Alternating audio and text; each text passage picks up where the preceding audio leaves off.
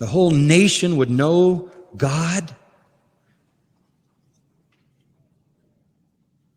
They also were told by the prophets that the kingdom would be glorious.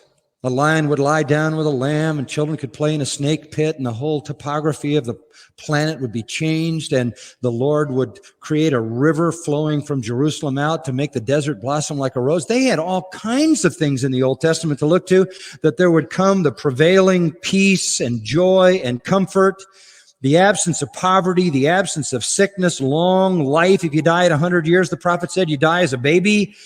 They knew all of that. And he will destroy this one in the future, totally. But before he destroys it, there will be a fourth ecosystem. In the 1,000-year millennial kingdom to come, life on this earth will change. If somebody dies at 100 years, they die as an infant. The desert will blossom like a rose. Lion will lie down with a lamb. Children will play in a snake pit. That is a totally different ecosystem. Will do it in the future when he returns to establish the kingdom on earth. And the New Testament teaches that that's a real, actual kingdom. Even Isaiah defines the lion lying down with the lamb and the desert blossoms like a rose. There's a lot of elements that they're physical as well as spiritual. Even Isaiah defines the lion lying down with the lamb. Isaiah defines the lion lying down with the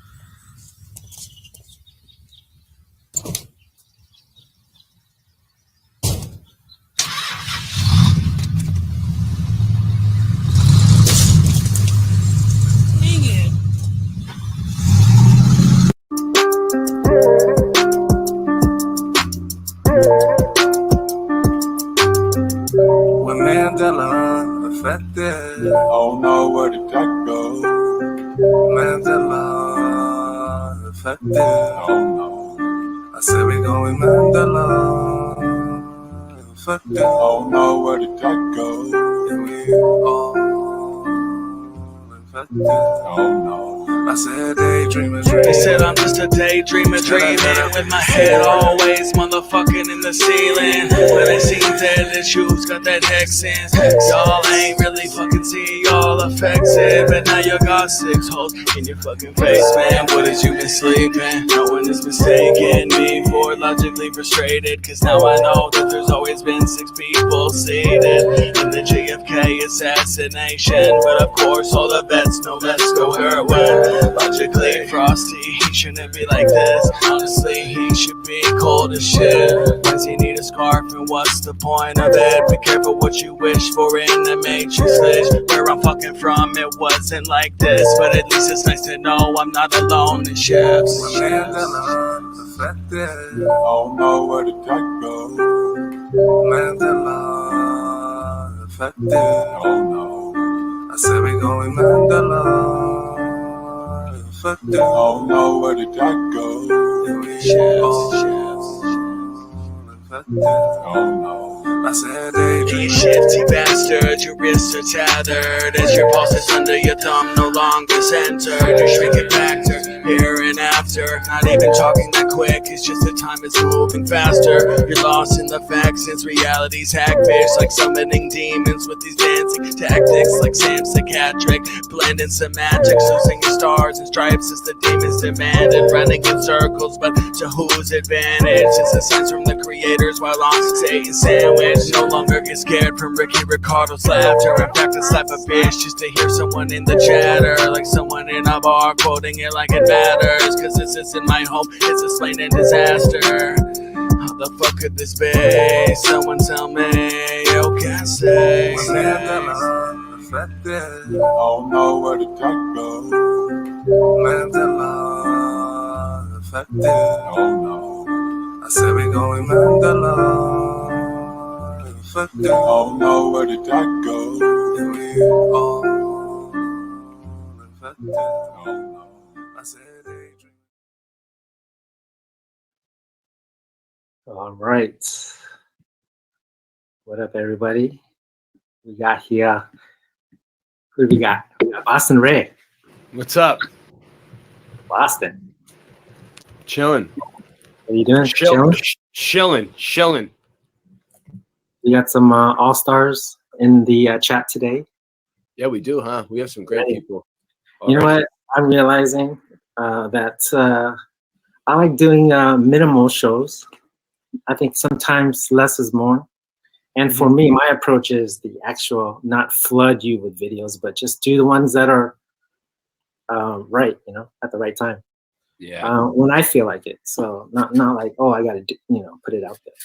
I feel So you. that's why I like having these videos. And let me turn off the. I haven't done this in a while. Sorry. You getting rusty? Yeah, man. I used to do it like every week, make videos every week. That was like the height of when I was pushing out those videos. That was the height of my lifetime, man. When are you gonna bring it back, man? I used to love the Hue TV. I'll come here every night instead of doing my show and hang out with you.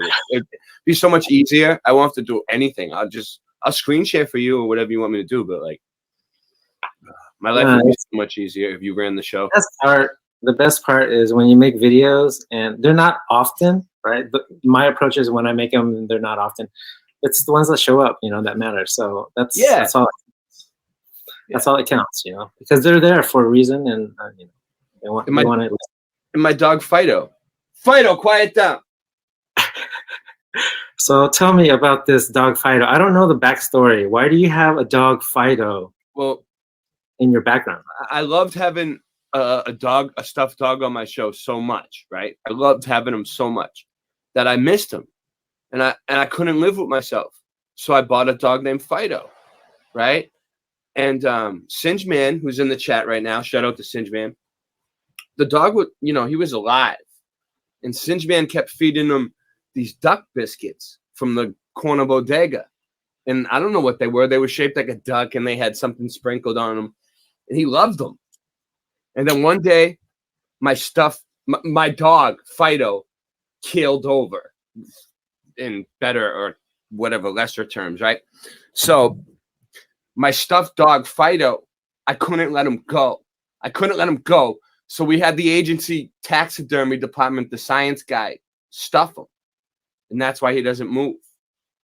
But that's my dog Fido, and I love having a stuffed dog around so much that I can't let him go. I can't do it. My heart will not let me do it. So it's a real dog or a stuffed dog? Now he's a stuffed dog. He was a real dog, but Singe Man kept feeding him duck biscuits from the corner bodega, and Singe Man killed my fucking dog. Singe Man killed my dog. I think you need a conversation with Singe Man then.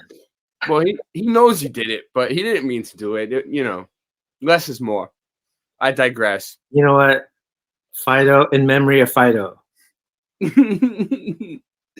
I still give him water. I still give him food sometimes. That's cute. So you still love Fido, and Fido's on your background. He's got my back. In the RV. At least. I can bring him anywhere I want now. You know what I mean? It's a lot easier. He doesn't bark at nobody no more. You know, he doesn't really need food. You know, sometimes I buy it anyways when I have extra money just to throw on dog food, you know. So today we're going to be talking about Mandela effect and what that means to us. You know what? You can go so deep. You can just stay on the shallow part, or you can. Are we going deep tonight on this? Are we going in between? So it's really up to you what you want. But I'd like to just talk about the future of Mandela effect, and then what? How does that change our life? How does it impact the way we live? Knowing these things, like, should we be different? Should we take take the approach towards life different? I don't know. What do you think? I still trying to figure out what it is that's causing it. You know what I mean? It's like, all right, if it's a message from the creator, like some people say, because Bible changes and things like that, then maybe we should look at it and pay and like live like life. But what if it's just like, I don't know what it is. You know what I mean? Until I know what's going on, I'm just gonna like sit back and let you guys figure it out. I'll let all the pros take care of it. And then when Come on, Boston Ray. I thought you were smart. when you guys make a decision, I'll follow suit. No, that doesn't take the onus off of you. All right. Your analysis.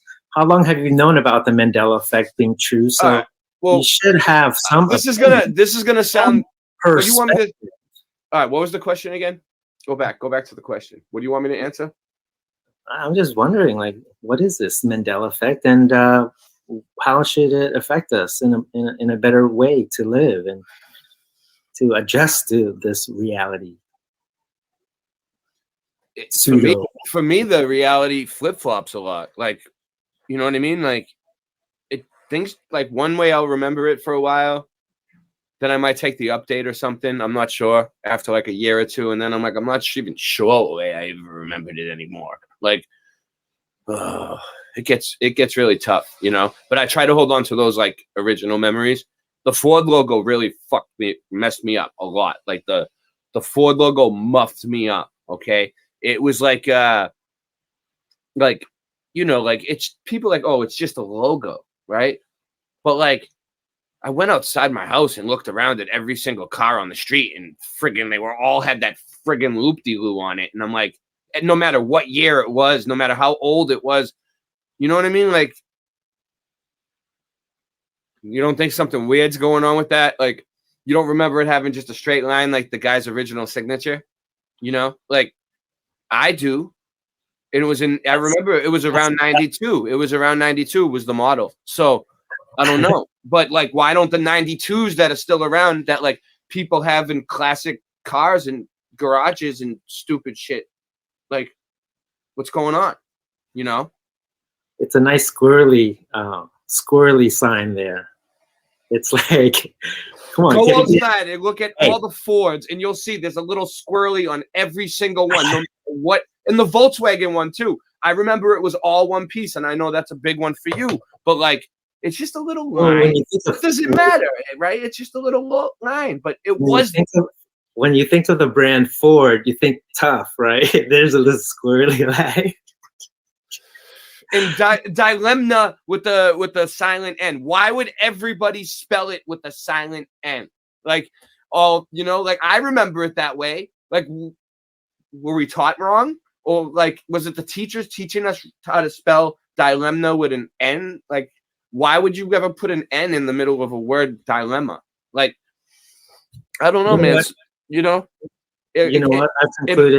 I've concluded that the Mandela effect is one wacky mofo because the music changes. They like to make fun of things, make things really silly, off, right? Like it's not like, hey, there's something about that that's not, you know, something about it that's changed. But it makes it in a fun, comical way, in a very personal way too, because there are personal Mandela effects. But I just find it really, really comical that it plays in a somewhat type of humor.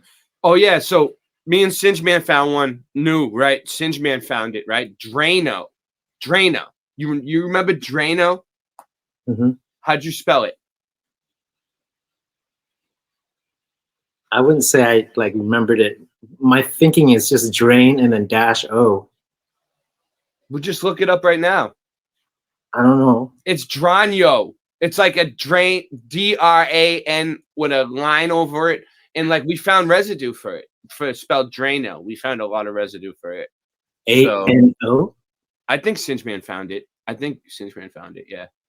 Wow. I'm not sure though. No, someone else found it a long time ago though, because we looked it up and there was another video and other people noticed it besides us. It wasn't just us, but Singe Man noticed it on his own the other day. Like D-R-A-N-O. No I. With the line over the N, dude. So no I. You should screen share the logo. Show people. You guys can just pull it up. Just pull it up. Just Drano. It's like, you want me to do it? All right. I mean, I can if you want. Nah, it's all good. It's gonna be a chill day. We're gonna just do your own research. Just do it on your own. No, that's amazing. 'Cause I thought it was Laxy Daisy today. I thought it was DRAINO. Yeah.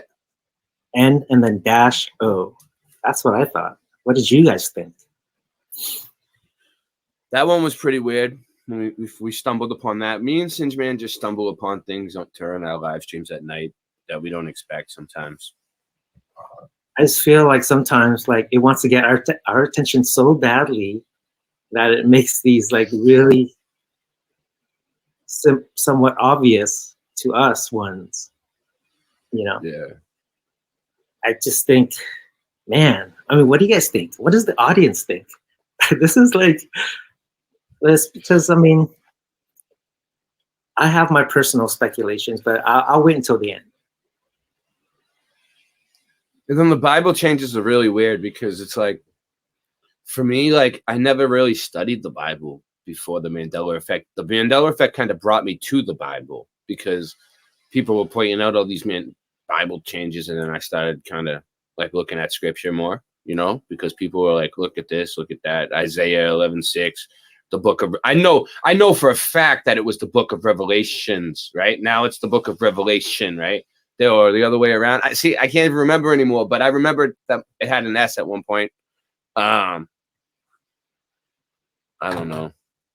I don't know what happened. Why would you just take an S away? Is that what they did, right? Culture. It's not just in pop culture. It goes into the scriptures as well. Bible Mandela effects. Isaiah 11:6. I don't know. So lion and the lamb. But now wolf and the lamb. The wolf shall dwell with the sheep, it said for a while, and now I think it says lamb. It changed a little bit in different translations I saw. Right. My point is, it's no longer lion. So it'll come into the scripture realm too. It has no boundaries. It'll go into your physical realm where things in your body change. Yeah, that's crazy. I tried to pull a stream together one night on body changes. It was the stream went well, but we didn't really cover many body changes. They're pretty tough to prove. I talked to a doctor about it, right? My son's doctor, right? She's like, she did like some sort of martial arts or something. And I was like, listen, you know about the kidney punch, right? Right? And she was like, yeah, it's illegal, you know? And I'm like, well, the kidneys are up like under the ribs now. And she's like a pediatrician, and she's like, well, you know, the body isn't solid like people think, and it like moves around. Like, I don't know what she was really trying to say. She's like, but it's not like you picture it. Like organs do, like, it's like fluid. Like, I don't know what she was trying to say. Like something like that. Just trying to explain why there's no more kidney punches.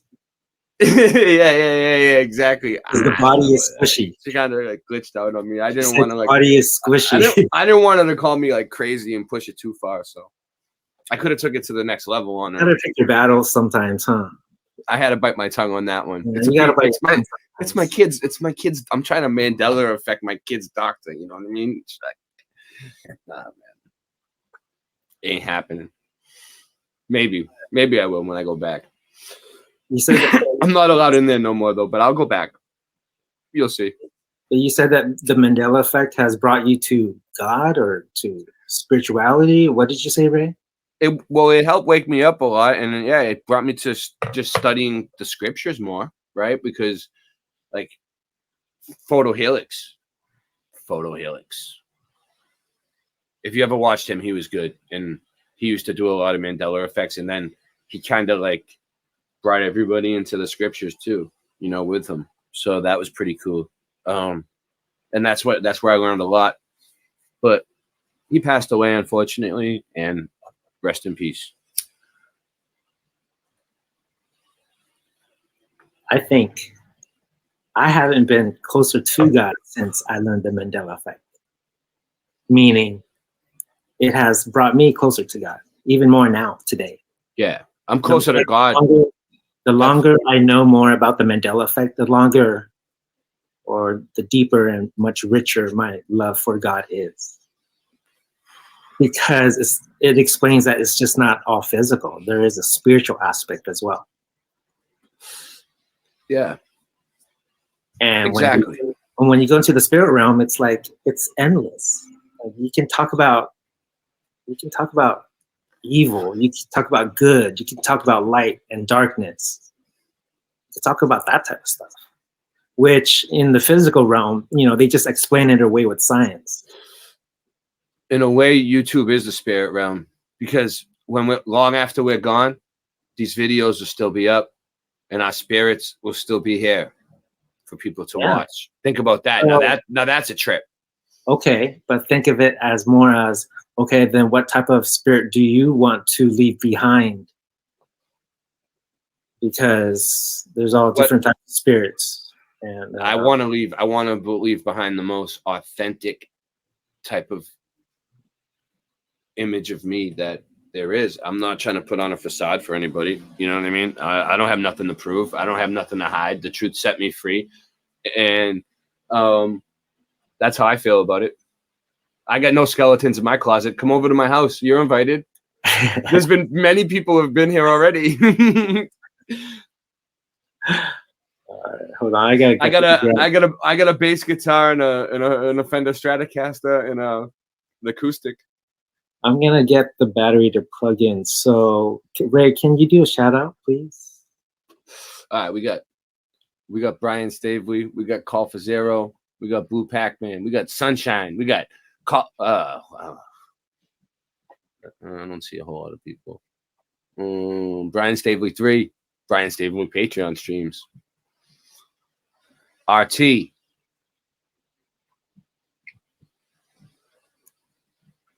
The best. Just the best people, that's all. Just the best people. Best people. Fido, quiet down. So yeah, like all right, I went to the library one day and I got the Peanuts books out, and you should do this at all your libraries. I got the Peanuts books out, the little kids' Peanuts books, and I noticed that the sticker that the librarian puts on it says Schultz, and the librarian types it up, but the book says Schultz. The book says Schultz, but the librarians still remember Schultz with a T. Or they put it on the book when it said Schultz, and then the book merged to another reality, but the sticker stayed the same. I don't know. I'm not sure what happened. But what do you think about that? Because I found a whole bunch of books at the library where on the binder part where the librarian puts their little sticker with the numbers to file it, it said like Charles Schultz with a T. What's his middle name?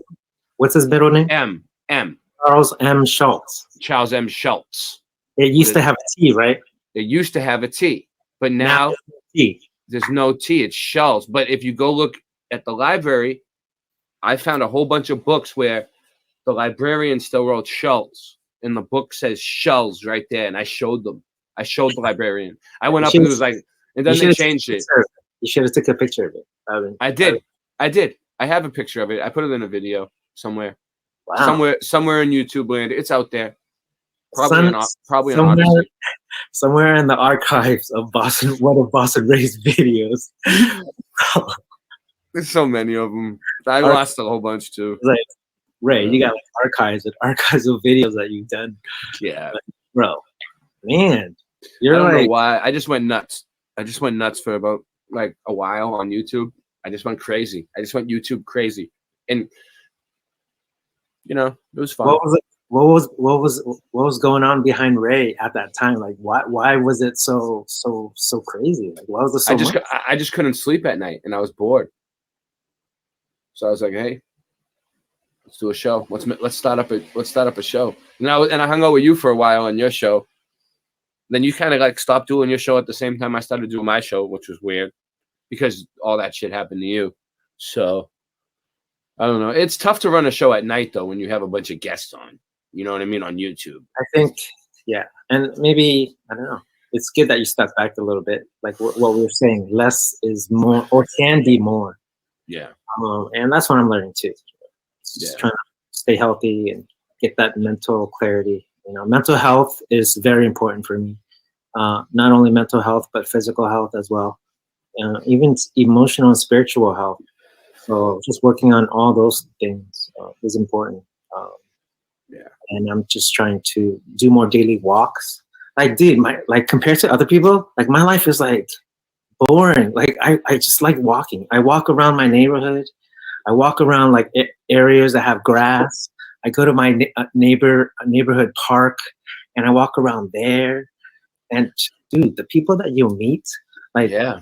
midday at a park, like at 2 p.m. at a park on a Thursday, like the people you'll meet. I know like, what you're saying. If you pay attention while you're there, if you're not looking down at your phone, you know what I Yeah. mean? Because that's what happened to me, man. It got to the point where like I was hooked up to the computer like 24 hours a day with a string attached to me with this, and then you start feeling like you're like Neo in the Matrix, and you're like, dude, I had to unplug for a while, dude. Bro, you bet you should. You should unplug. It's important. I do, because it's like you're just being exposed to screens and frequencies and friggin' headphones, and it's just too much after a while, man. It's like you need to take some time to just relax and play some music or do whatever you do, and just that's what I've been jamming. I was jamming. I was playing bass earlier. You know what I mean, for my dad, and I was showing him some stuff that I learned. I think the great part of finding a community or friends online is that you connect with them, but at the same time, it can not be a good thing, because if that's all who you're hanging out with is people who are online. There's a lot of people. There's a lot of people. And never people in person, like the people like that are living with you or right in front of you, or even your neighbors. Like it doesn't become healthy, because yes, we get better stimulation through the digital because we connect better. However, we still need to learn how to communicate and be in the moment around the people around us. Yeah. I'm having a baby in 3 months, July 11th, a boy. So that's going to be interesting. You know what I mean? That's what I'm up against right now. So, yeah. Ray, one day at a time, bro. You know what? Just give them enough love. Just give them care and love. That's all they need. Yeah. You know what I'm saying? Yeah. So, but you got to be there for them. We all got to be there for our kids. I got an 11-year-old. Sometimes you got to take drastic measures to be there for them. Sometimes you got to do dirt that you don't want to do. Hey, man. Whatever it takes to survive. It's life's a struggle. You know what? But at the same time, man, we gotta have to count our blessings too, right? Yeah, we do. Yeah, exactly. Counting our blessings. Exactly, man. That's exactly what it's about. Because when I don't count my blessings, man, things can go south real quick. But I count my blessings. Yeah. And you skyrocket to another level, which is gratitude. You know, being thankful for what you have, your health, your friends, family, you know. So I just try to keep it one day at a time. And yeah, exactly. But you know where that got me though, the one day at a time thing? I did it for a while. Okay, one day at a time, sometimes 1 minute at a time. When it gets really complicated, 1 second at a time. But you know what? The one day at a time thing. Okay, so I got through life one day at a time, right? It really worked. It really worked. My life was going swell, right? But I never made no 5-year plan. No, where am I gonna be when I'm 30? You know what I mean? What am I gonna do with my life? It was just one day at a time. One day. Next thing you know, 15, 20 fucking years went by. And I'm like, what the fuck? I'm 38 years old. And where did I end up? In an RV with a stuffed dog. You know what I mean? Like down by the river. Unbelievable. Tragic. So I like it. So do you know what the difference between a dream and a goal is? A dream is something that you don't take action towards. Goals have deadlines, okay? So a dream could be something that you want to have, right? But if you really want it to happen, put a fucking deadline on it. You know what I mean? Put a deadline on it, or it's never going to happen, or it could happen. Deadline. That way, Deadline. Boston Ray. I'm Boston Ray, and that's my slice of the mud. All right, cool. So, Mojo. What up? Sorry. I just want to say it's good to see you. It's good to see everyone. Unindoctrinated. What's up? Mojo Shop. Says, hey, Ray, one love for all. Brian Staley says, Ray, you're big time now. You have your own trolls. Do I? Yeah. Hey, when you have trolls, that's when you make it. Yeah, you know you made it once you have sock accounts bothering you. Yeah. Hey, you know what? Stay positive. That's what I'm trying to do. Haters make what do they say? Yeah, haters make you famous. Yeah. Well, No, this is what's going on. Like, I'm moving forward, and anybody who's not with me, I'm leaving them behind. That's what's going on now. I'm moving forward, and I'm leaving people behind. And I'm sorry. I have to. I had to tighten up my circle. You know what I'm saying? But hey, whatever. you know what? You need. I'm sorry I had to leave you behind. This is gonna be a session on Boston Ray and his emotional, No, that's all I wanted to say about it. If you're not with me, I'm leaving you behind. And I'm Boston Ray, and that's my slice of the mud. Boom. Boom. All right. So, Ray, tell me how long have you known about the Mandela effect? All right. Dude, you're not gonna believe this, but like I noticed, and this is gonna sound cliche, but the Berenstain Bears, dude, right? When I was a kid, I know it was the Berenstain Bears, right? And I used to have this thing called the Scholastic Bookshop, the Scholastic, whatever. They gave it to you at school, right? And it was like a paper, and you could order books. The Scholastic Book Club, right? In the Boston public schools, you could like check off all these books every month, and it was always Berenstain Bears. I used to go to me and my friends used to love those books, and we used to go to the library, and we used to the school library and get the Berenstain Bears, and this was like back in the 90s, right? And then I remember at one point I saw a few that said Berenstain Bears when I was a kid, but I still seen some that said Berenstain Bears at the same time, and I thought it was weird, and I was like, what happened? Like there'd be some days I'd see one that said Berenstain, and I would think, what are they like making up? Like a fake Berenstain Bears or something, or they're like, what's going on? And then there's other days I'd see them that say Berenstain, and I noticed that a while ago, and I didn't know what it is, and I kind of just brushed it to the side, you know, for like many years. I just like, whatever, it's just a book, you know. But then when I started seeing people post videos about like the Berenstain Bears, it caught my attention, you know, right away, like. And then when I started seeing the Ford logo, and I went outside and looked at all the cars everywhere, every single car out on the street, and there's no more Ford logo with a straight line anywhere, no matter where you look throughout time, I started bugging out about it for a while. Like it really messed with me for a long time. Then I started watching Brian Staley, and then he Mandela affected me so bad. I was like Mandela affected like crazy for a while, like looking into everything, digging, doing my own research. Friggin', you can't make sense of it. You can't get nothing out of it. You just find a bunch of residue, and you can see it both ways sometimes, and like you don't know what's causing it, but like you can never really find it the way you remembered, no matter what, like unless people like made it their own way. And it's always like an artist rendition or like a parody that remembers it. That's so weird. Why is it always a parody or an artist rendition? Like why, you know, like there's like things where you see a logo where like it says it's spelled the right way, but then the logo is spelled the wrong way, you know? And you're like, that's interesting. In the same ad, you're like, you know, like are people just making this stuff up on the computer and just to mess with us? No, because when you look it up, it's for real. You know, people try to say like, oh, that's just somebody. Sometimes people are just messing around, probably in some cases. But you're like, when you look most of them up, the ones that you remember yourself, that's when you really start to realize that something is going on, right? And then once you can admit that something's going on, congratulations, you're Mandela affected now, right? Like, so You just have to admit that one Mandela effect is real.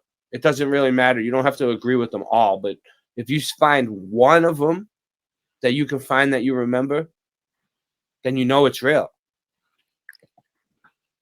Does Bernstein or Bernstein have any German connection? Yeah, it sounds like a German name to me. Anybody- I don't know though. Maybe Jewish though. Stein,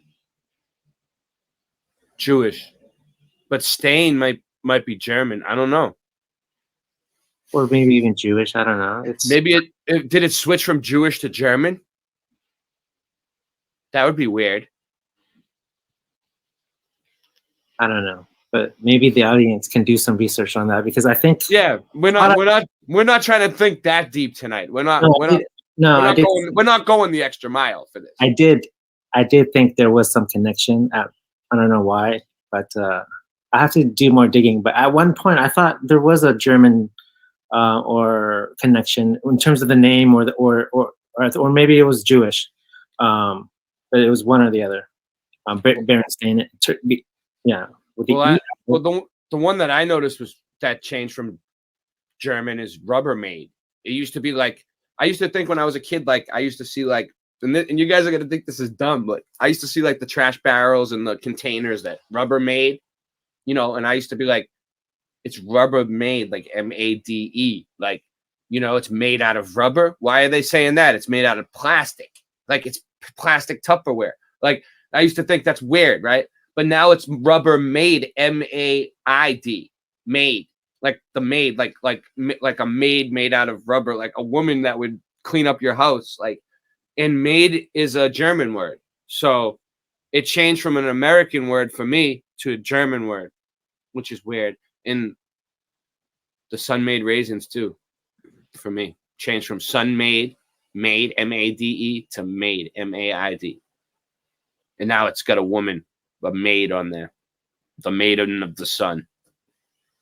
I don't know what's going on, but that's what I noticed in my lifetime so far. Sometimes I think, man, I noticed something today around I've been walking around my neighborhood, right? And when you walk around your neighborhood every day, you start to notice the things around your neighborhood. Yeah. And something happened to me. So I was walking around my neighborhood, and there's these two homes that are right next to each other, and they share 2 trees each, and they're like huge on their lawns, and it's like boom, boom, boom, boom. So it's 4 trees in a row, and they're like they had like, it was like green with green leaves, but then it had like white stuff on it. It looked like snow, but it was probably like white buds of flower or whatever on top of it, all over on top of the tree, like all throughout the tree. So it's like a white greenish tree, all 4 of them. When I walk around it now, it's just green. So it was a change in climate, and that's why it's not white anymore. What do you mean? The tree used to always bloom white, and now it doesn't no more? Yeah, there's no more white. So it's just all. Are you sure they didn't like switch the trees out overnight or something? No, these trees are like that. No, these trees are like really old trees. Big trees. The Mandela Burglar coming soon. You'll see. There's a new character coming out called the Mandela Burglar by Singeman. It's gonna be good. So when I notice these things, and I'm the only one who notices it, no one else in the planet notices what I just noticed. It does something to you. It's like only I notice this thing. Yeah. And I could be wrong, but I notice a lot of things that are kind of a little off, and it shouldn't be. And that's when who switches trees overnight? I would. Okay, maybe one person overnight, right? I'll do it. You want me to switch trees overnight? I'll do it. But there's 2 homes with 4 trees total. So what are the odds of 2 owners switch them overnight?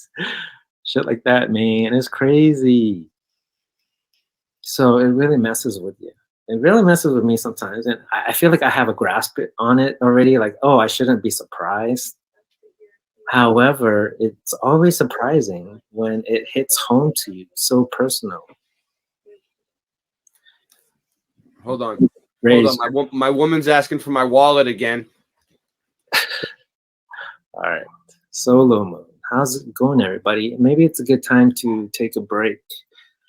We just got into it, the Mandela effect. I mean, there's so much to talk about. I mean, we could go on and on about our personal Mandela effects or the ones that we like, but I'm sure by now you've heard most of the ones I've already known or I know. So do we want to go down that route, or do we want to talk maybe even deeper? Do we want to talk deeper, Ray, about the Mandela effect, or do what? Do let's go deep on it, dude. I've been in this Mandela effect thing for a long time now. Like, what do you want to talk about? You ready? Are you ready? I don't know. I don't think you're ready. I don't think the audience thinks that Boston Ray is ready to go deep down on what do you want to talk about? I mean, I feel like, like for a while, I felt like I was in a different dimension, because you know what happened? All right, all at the same time, right? I lost my family. My family was acting different towards me, right? I didn't see them for about 6 years, and I had like 2 kids, and they didn't come to see their grandkids for like 6 years, right? My brother is not the same anymore. He's not the same person that he was before. Like, all at the same time, when I started noticing this Mandela effect, my whole life changed. Like, I went from like riches to rags, you know what I mean? Like, and I was in a completely like different world. And at the same time, I started to notice everything was different too. So it wasn't like just like little things changing. It was like my whole world changed on me, all at the same time while this was happening when I first noticed it. So for a while, I was very confused. I was very confused. You know what I mean? But luckily, I found this group of people that look at these Mandela effects that proved to me that I wasn't crazy, because like there was a few times I went to like doctor's appointments and started talking about it, and they like thought I was nuts, and I was like, no, look it up, look it up. And I was explaining to them, and then they looked it up, and then after that, they got rid of me. So they can't handle it. They glitch out. They don't know what to do. Psychiatrists don't know what to do about it. Bring it up to your psychiatrist, see what they say. You show them the proof. They'll be like fine, get them on something that they'll know about. You know what I mean?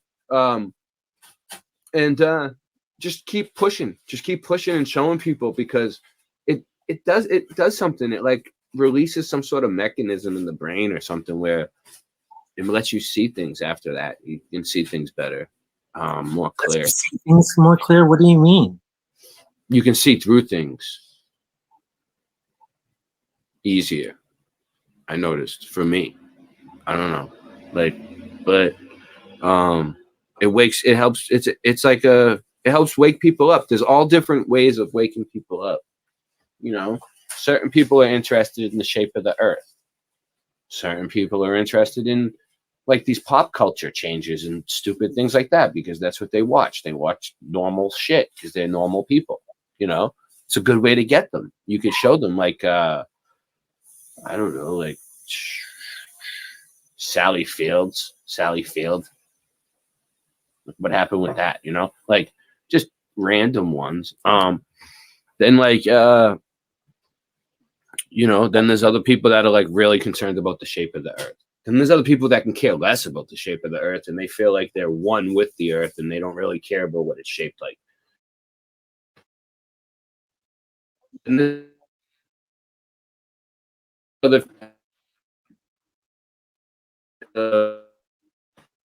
Oh, I think we're breaking up. Hello? Ray.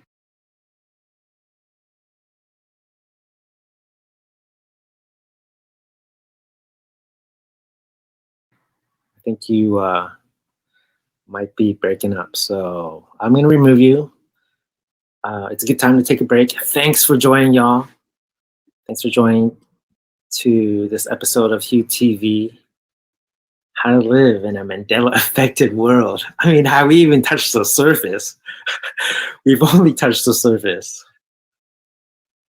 You know, when the time is right, then the time is right. That's what I think. That's my motto. Thanks for coming, y'all. Let's take a break. All righty. We will see you soon.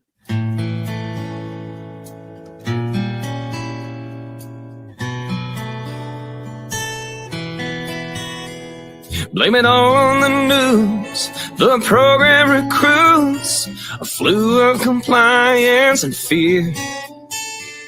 The bats and the jokes, the mask was a hoax. I was the last one to lock down who cared. And I saw the surprise and the fear in their eyes when I laughed and said, what a shame.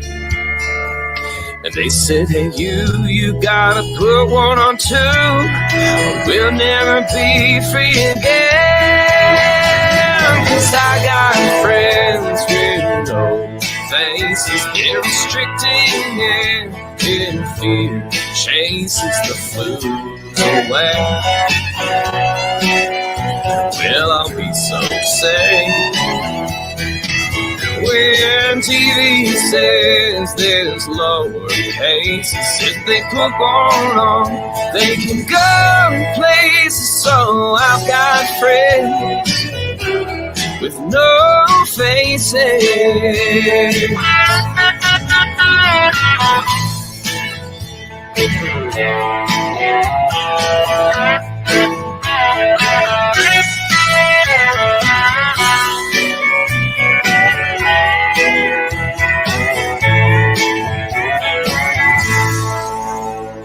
Well, I guess this is wrong.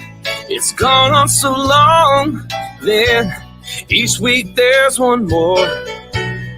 There's no end in sight, and the virtue is fine. And there's only one thing for sure. Yeah, I didn't see a cough or a sneeze, just needles and PCR tests. The numbers that spike up and down every hour when TV's turned on. 'Cause I got friends with no faces. We're conflicting rounds of moon, changing news each day. It's all here to stay. Yeah, when TV says there's lower cases, if they put one on, they can go places. So I've got friends with no faces. I've got friends with no faces. They're restricting their fear chases the blues away. Well, I'll be so safe. Yeah, when TV says there's low cases, if they put one on, they can go places. So I've got friends with no faces. I've got friends with no faces. They're restricting their fear chases the fools away. And I'll be so safe. Yeah, when TV says there's no cases, if they put one on, they can go places. So I've got friends with no faces. I've got friends with no faces. They're restricting their fear chases the blues away. I'll be so safe. An asteroid bigger than the Great Pyramid of Giza, measuring about 525 feet, will be passing by Earth today. For space standards, it'll be considered a close encounter. but the asteroid will still be about 3.6 million miles away. Now, this isn't the first time an asteroid has gotten this close to the planet, but it's getting attention because of its size. Most of them zip by our planet without any incident, but they are a wake-up call to the future, so that in the future, if we don't discover those objects early enough to be able to do something about it, they could collide with our planet and cause damage. Again, the chance of that happening anytime soon is slim.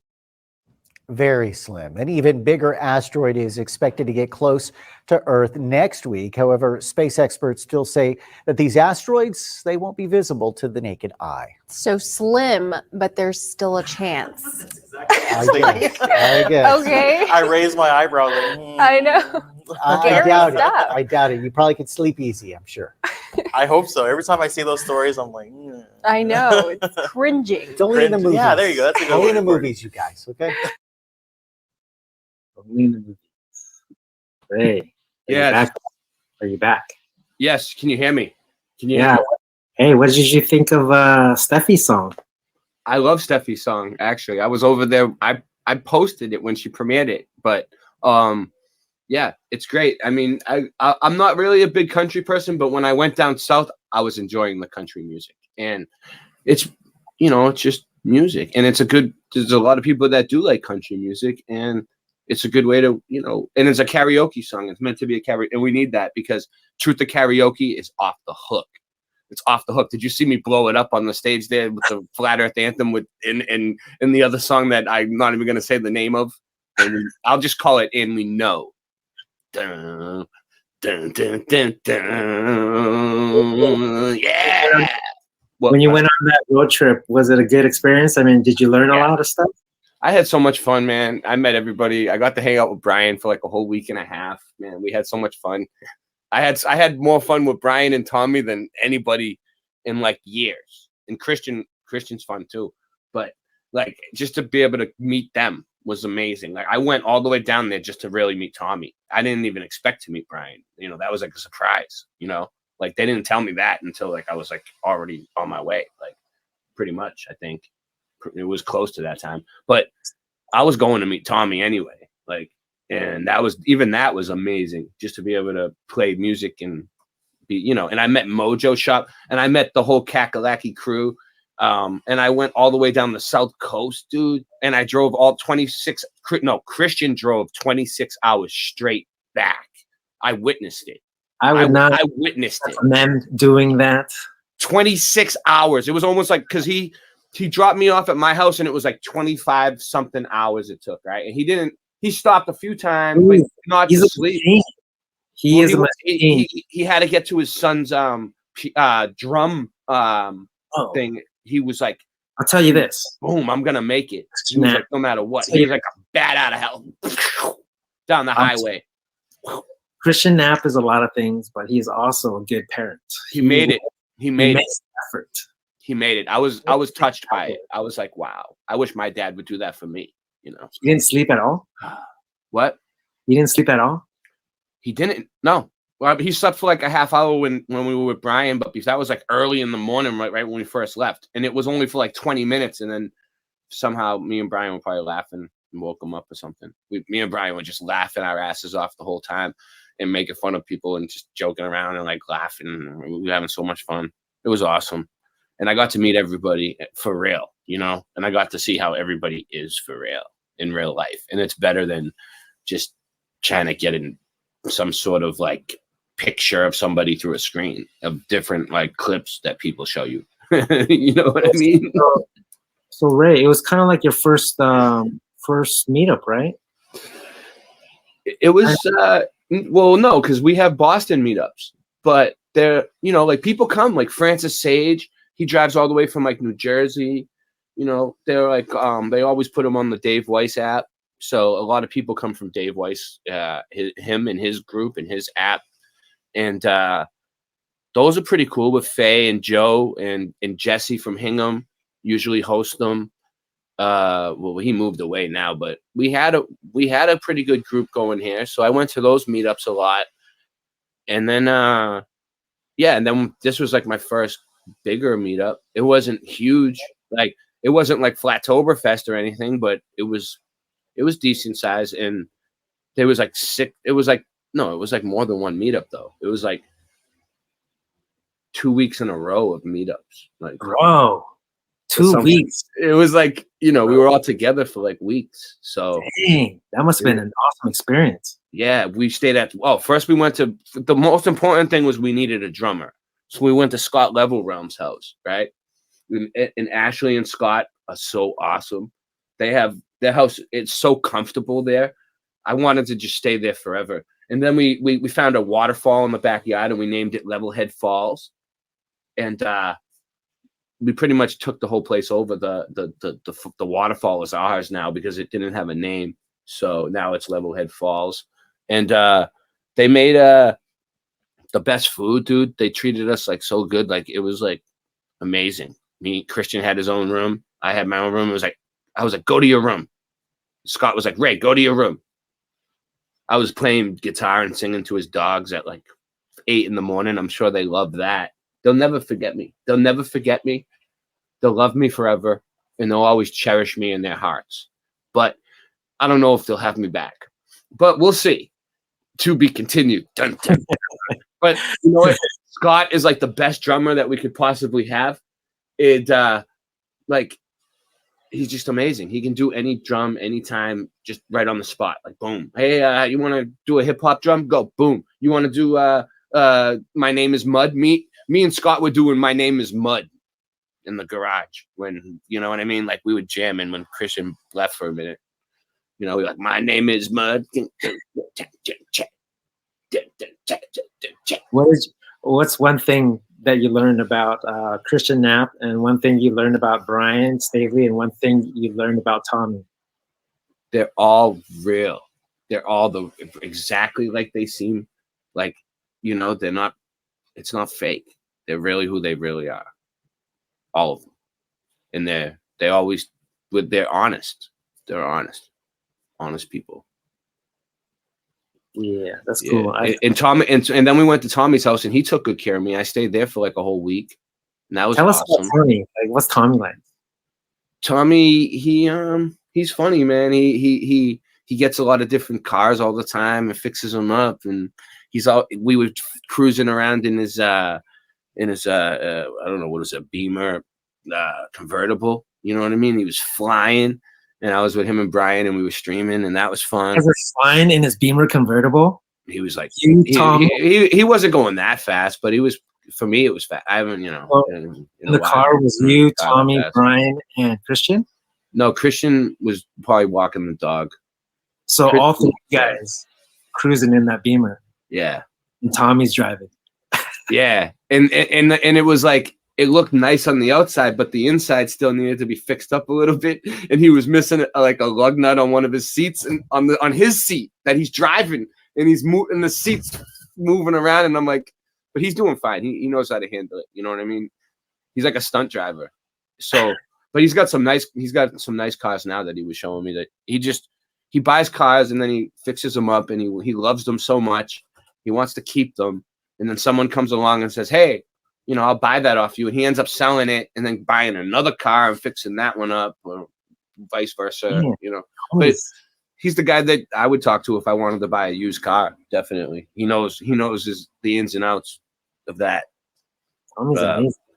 Yeah. So, he works for the granite shop. They sell Gray's Granite. They sell rocks, they let us play there. We had an awesome concert there. Mojo Shop played with us. And it went well, next time we're gonna route the sound better through the system, but it went well. I ate an alligator. No Despair Bear fed me an alligator, and I thought it was a piece of chicken. Was it good? It tasted a little fishy.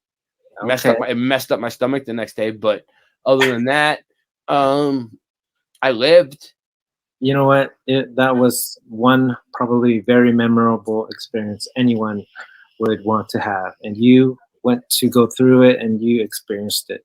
So kudos to you, and to anyone who showed up, anyone to just go. A lot of people showed up. A lot of people support you guys, huh? So They just it was a dose of reality meetup. Really, we just showed up to the dose of reality meetups, And Brian was really cool because he got us shows they let us play at all these different places, and he was good at talking to the people and going in and negotiating and talking to all these people. Well, it's like if you book them, they will come. Like, set us up a week of shows, and I'm sure Levelhead would show up. That's what we need. That's what we need, like a week, like a string of shows, like what Brian had. He had us playing that. All right, he had us at open mic night. He had me rapping up on the stage. Every night we were doing something different, and he figured it out. Like every morning he was up at like 7 a.m. figuring it out.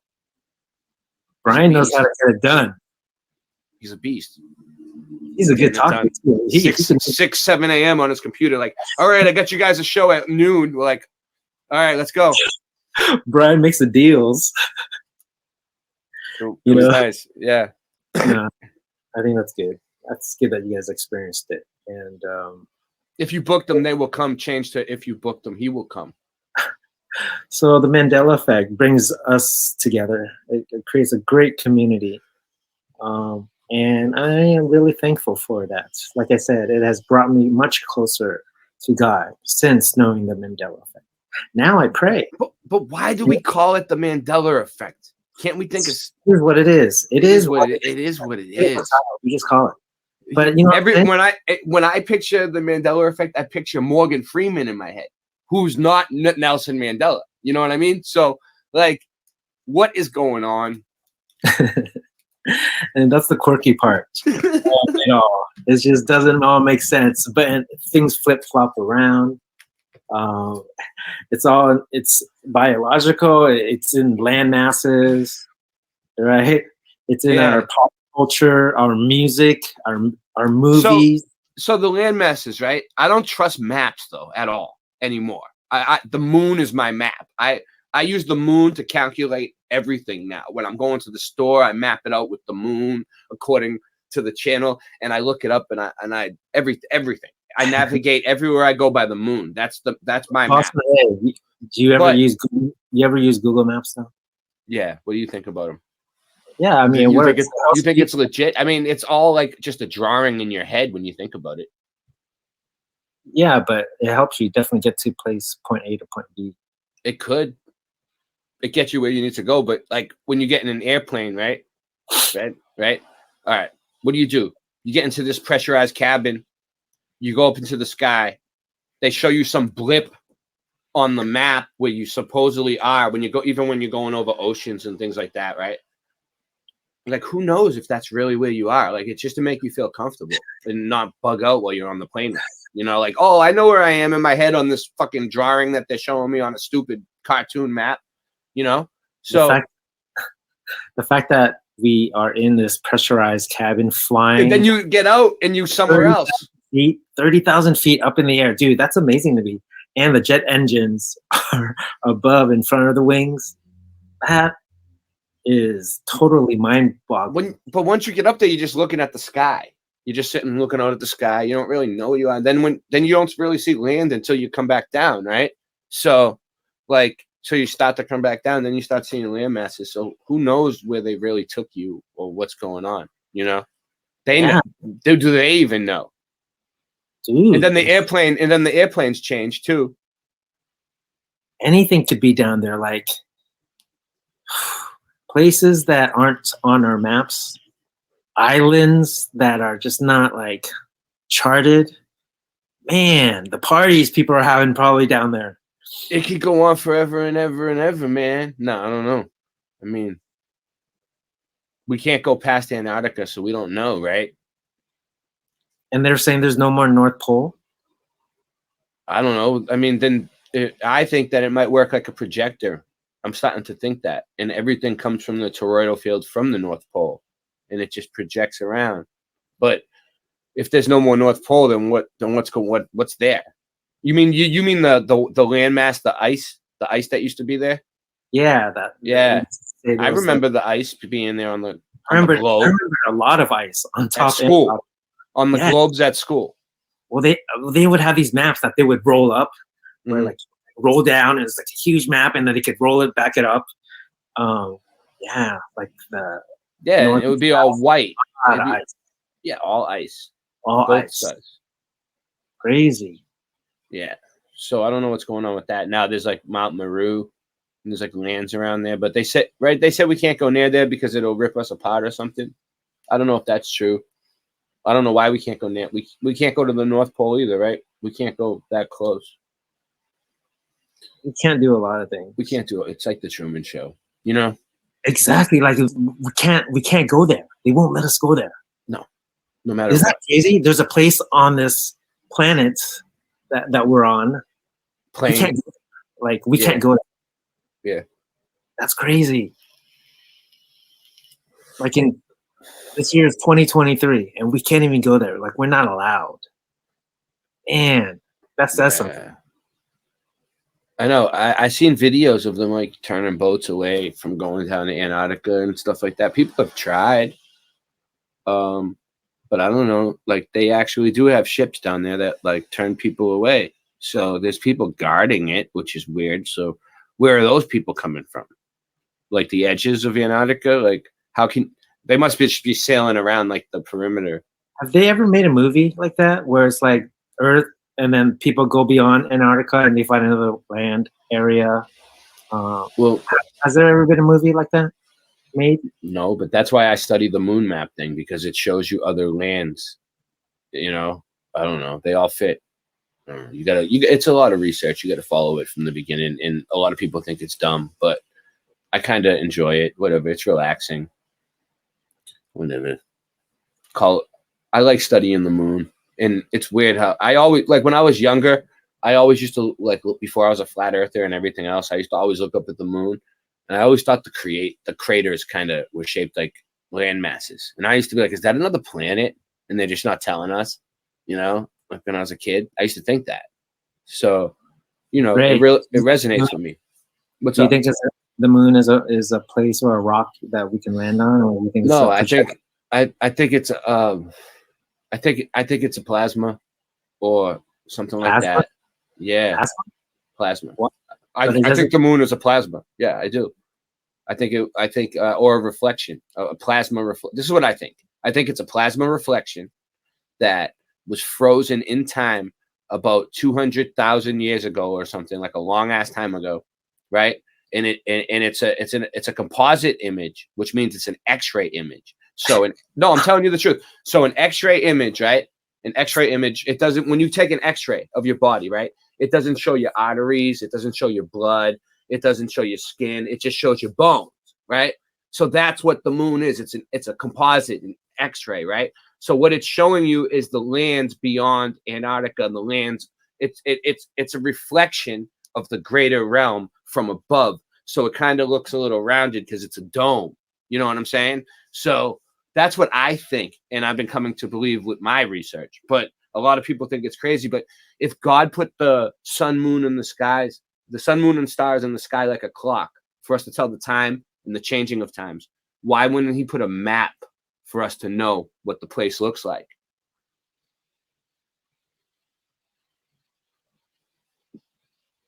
Okay. I don't know. I mean, it's interesting. No, but some people think it was because of like you know, it doesn't change. It only rotates. It could be a reflection.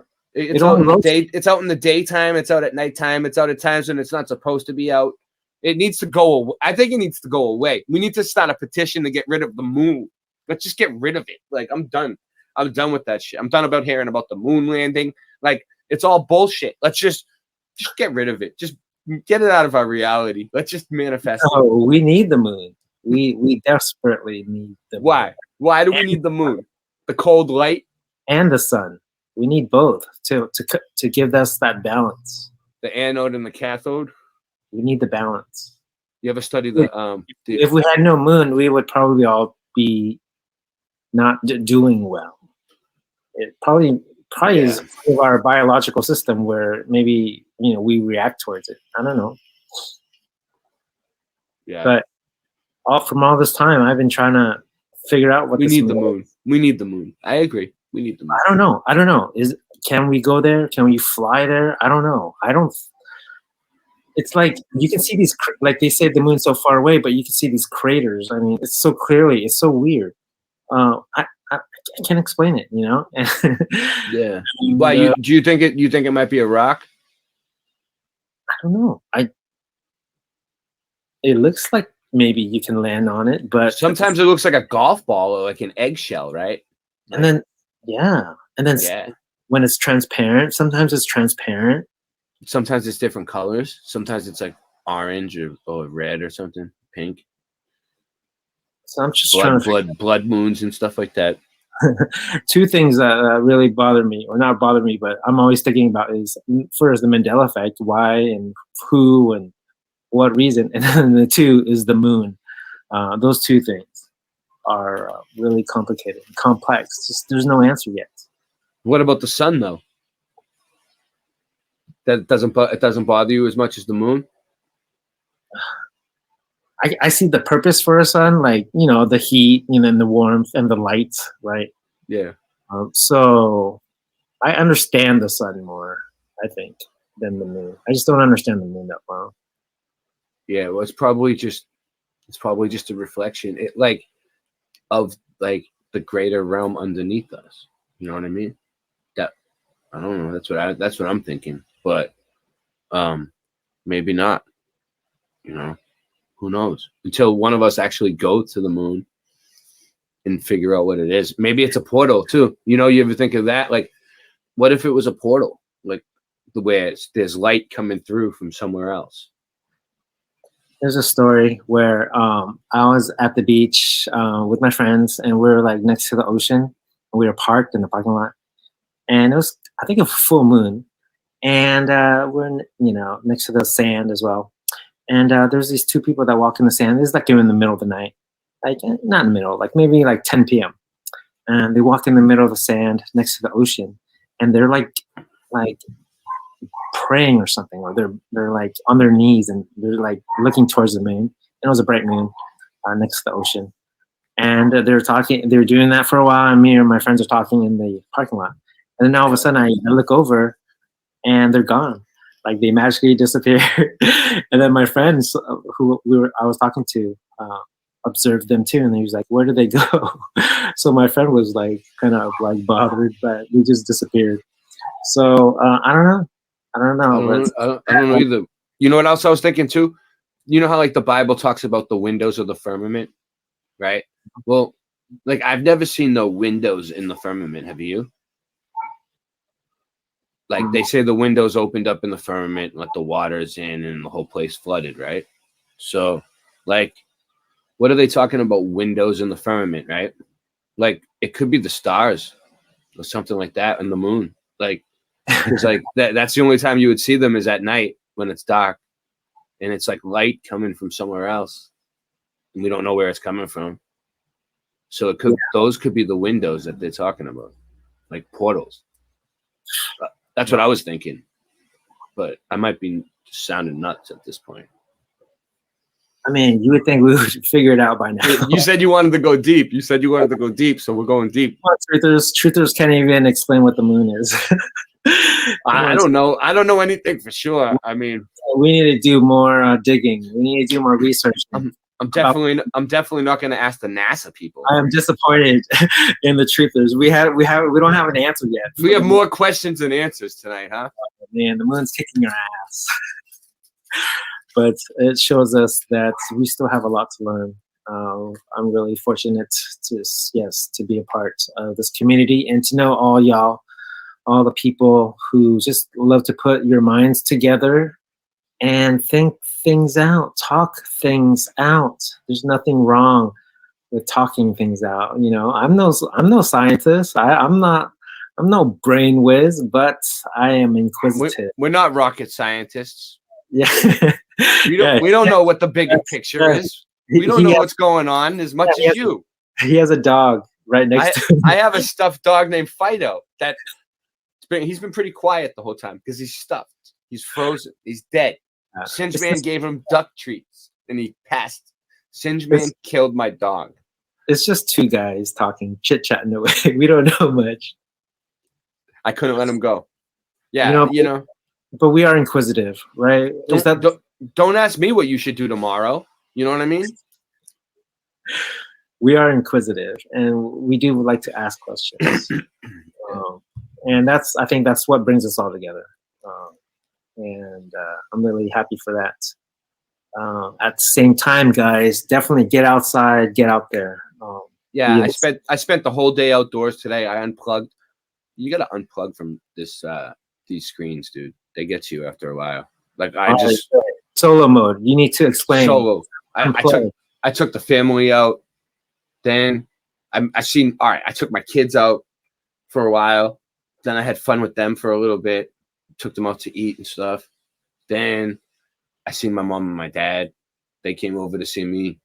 And we had fun. And then I seen my whole family all day. And it was cool at different times. And I did different things. And I spent the whole day away from the computer. I ignored everybody on purpose. And that's what you're going to do sometimes. Like, ignore the insane, just ignore the insane, in the words of Christian Knapp. Wise up, go against the grain.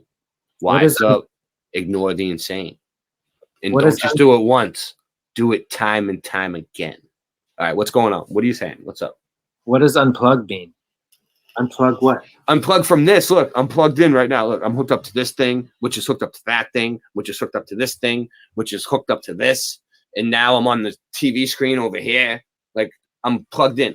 You know what I mean? Like, and who knows? Like, they could hit us with some sort of frequencies. We've already proven that, what do they call them? DEWs, direct energy weapons, are real. There's government patents on it. It's not like a conspiracy.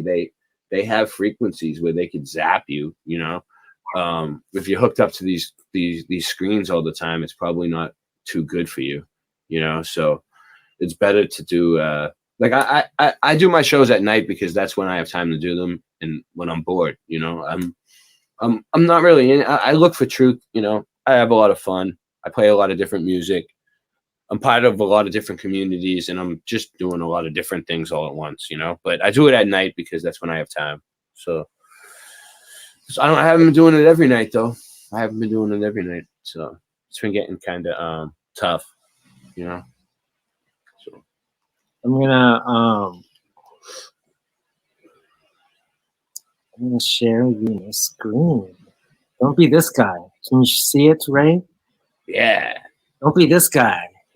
I mean, so plugged in. It's like ruining his. I get text messages from people all day, right? When I'm not plugged in, and it's like the YouTube people are trying to suck me back. Like, hey, someone's talking about this on so and so stream.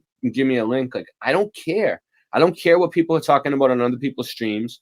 I don't care if I'm there and I'm watching the stream, then I care. But other than that, like, when I'm not here, I'm not here.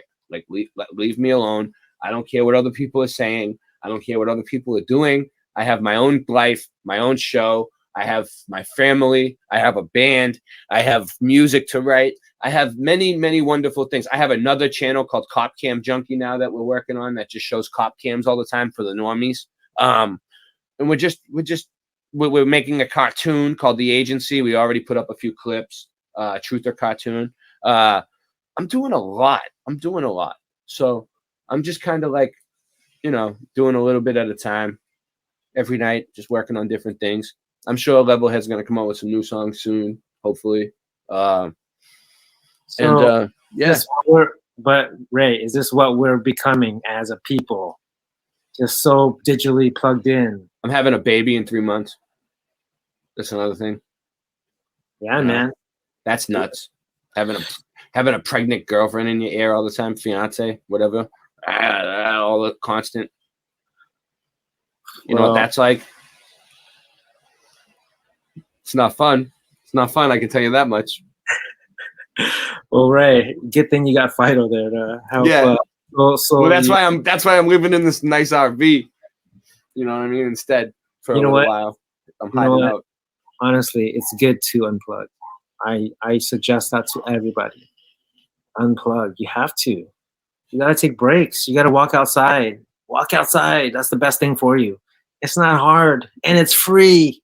Just go out and walk around the neighborhood. Walk around the block. Say hi to people. The crazy people, the crazy things that you'll meet, the interesting people that you will meet when you walk outside. Yeah. Do it. Do it. Wise up. Go against the grain. Wise up. Ignore the insane. Wise up. Do it time and time again. So and do it for truth. Don't do it for money. Do it for truth. All right, there you go. What's up, Hugh? What's your top Mandela effect? Top 2. How about that? Top 2. You know the Ed McMahon thing. The Ed McMahon thing, dude. He used to bring checks to people's doors for Publishers Clearinghouse. Dude. He did. There's been more like residue showing up, new stuff that I've seen too. He definitely did. I remember those checks. Oh, Stouffer's stovetop stuffing. I remember that.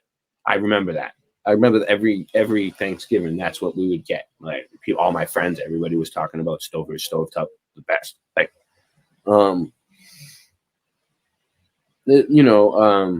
the thinker statue. That's really messed with me because when like statues move, dude. Like I was like, is there different versions of him? And then you look it up and he's part of a bigger statue called like I don't know, the depths of hell or something crazy like that. And it's got like all these other gothic pieces on it. And I'm like, whoa, wait a minute. There's all these different versions of him, but he's doing the same thing in different places. There's a big one in Philadelphia.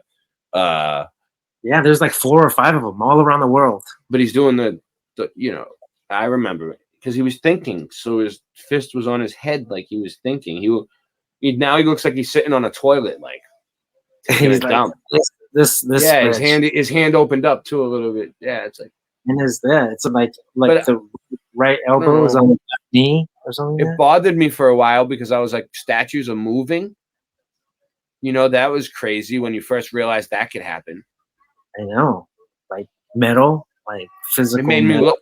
I went looking on my own for like different versions of the statue and trying to figure out if there was like one version that was the same. That was like the way I remembered. And then you got like Arnold Schwarzenegger in the thinker pose from the friggin' bodybuilders and stuff like that. Like the thinker, like boom, like like they all do it like this. Like like steroids, yeah. One of my biggest ones would be Star Wars C-3PO's leg. Yeah, you mailed me an all gold C-3PO, Hugh, so I would always remember. So I will never forget. I'll never forget now, because I have an all gold C-3PO from Hugh TV, and I'll never forget that he was all gold. Bro, you'll never. Why would they make a toy like that? Why would they? It's on you. Unless it turns to gold to silver one day. If it does, I'll mail it back to you. Are you gonna be like Hugh? It Mandela affected. Like what the fuck? That would be weird if it happened, man. Like, bro, that's crazy. There was one time when I was really into the Mandela effect, and I would wake up and I'd see a new video and something changed on me from like my childhood. It'd be like something new, and it would like hurt my feelings. Like I would almost start crying over it. Like, wow, that's gone now too. Like, what is going on? Like, there was a whole bunch of them that hit us all at once at one point. Well, me, like, in a row. And we were like, whoa. Yeah, like, a lot of times the Mandela effect will change it to a worse version or not as good version. Yeah. The city of angels, right? Yeah, you live in Cali, right? It was never. Then do they still call it, like when you're there? They still call it the city. What do they call it? Yeah, LA, the city of angels. Yeah, everyone still calls it that, right? Not angel. The city of angel. That's wrong. Or what about the Queen song, where there's no ending? Yeah, I remember the ending. That's the thing. Like, the music ones will get certain people, like musicians, like when we were out in the thing, Brian paid the piano players to play at the piano bar to play "There's a Beautiful Day in the Neighborhood." You know, he just said play the Mr. Rogers theme song, and they played it. It's a beautiful day in the neighborhood. Yeah. It's on the recording. My son. Cleveland Steve caught it on the sniper. He was Johnny on the spot, dude. We almost missed it. We didn't think they were going to do it. We left the room. Then Cleveland Steve came out of left field and caught it on video a little bit. We didn't get the whole thing, though. They did it for longer. My son at the time, he was, young. He really liked Daniel the Tiger. And their song, the intro song, "It's a Beautiful Day in the Neighborhood." Beautiful day in this neighborhood. It's Daniel Tiger's neighborhood. Yeah. And it's the same thing because Mr. Roger died, so they brought Daniel Tiger instead. That's basically what happened, right? Mr. Roger, is he dead now? I mean, he must be, right? Like, how old is he? If he's not dead, he's like ancient. He's like a mummy by now. You know what I mean? If he's still kicking. All right. Sue got her book signed from Timmy in the Well, from the guy who wrote Timmy in the Well. I mean, why would you write an autobiography that Timmy's in the well about yourself if Timmy never went in the well? Hey, I'll tell you this. Sue's a beast. That's all I gotta say. Yeah. Sue's a beast. Yeah, she does a lot of mud flood research too for me. She gets down and dirty in the mud. All right, I'm gonna share this song. It's Daniel Tiger's neighborhood. Anyways. Yeah. You don't want to play too much. Go ahead. Beautiful day in the neighborhood. It's a beautiful day in the neighborhood. Yeah. That's good stuff. It's a beautiful day in the neighborhood. So Daniel Tiger still remembers it. What? Daniel Tiger still remembers. Whoever makes Daniel Tiger still remembers it the right way. They're Mandela affected. Or whoever made that. That's ridiculous. Now it's never been the neighborhood. I think Cinch Man made that actually. Emotionally, I'm traumatized with that. They took the neighborhood away. Yeah. It's now this neighborhood. Yeah, I'm traumatized by that because that's like I used to watch that every day, dude. Come on, Mr. Rogers. Come on. He's like, come on. He's like, hello, neighbor. He's like, come into my magical house and sit here with me with my train set, right? And you used to have a stoplight there too. Tom Hanks is a piece of shit.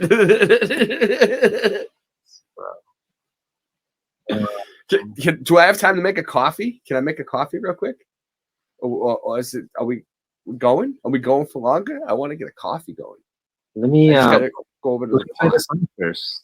All right. What do you got? Let me play the song first. I'm getting antsy. No, I'm getting the Mr. Rogers Neighborhood song. Oh, you're gonna get the real. All right, the new one now. All right, the way it is, the way it's always been. Yeah. Guys. It's a good one. I mean, who doesn't remember "It's a Beautiful Day in the Neighborhood"? The neighborhood.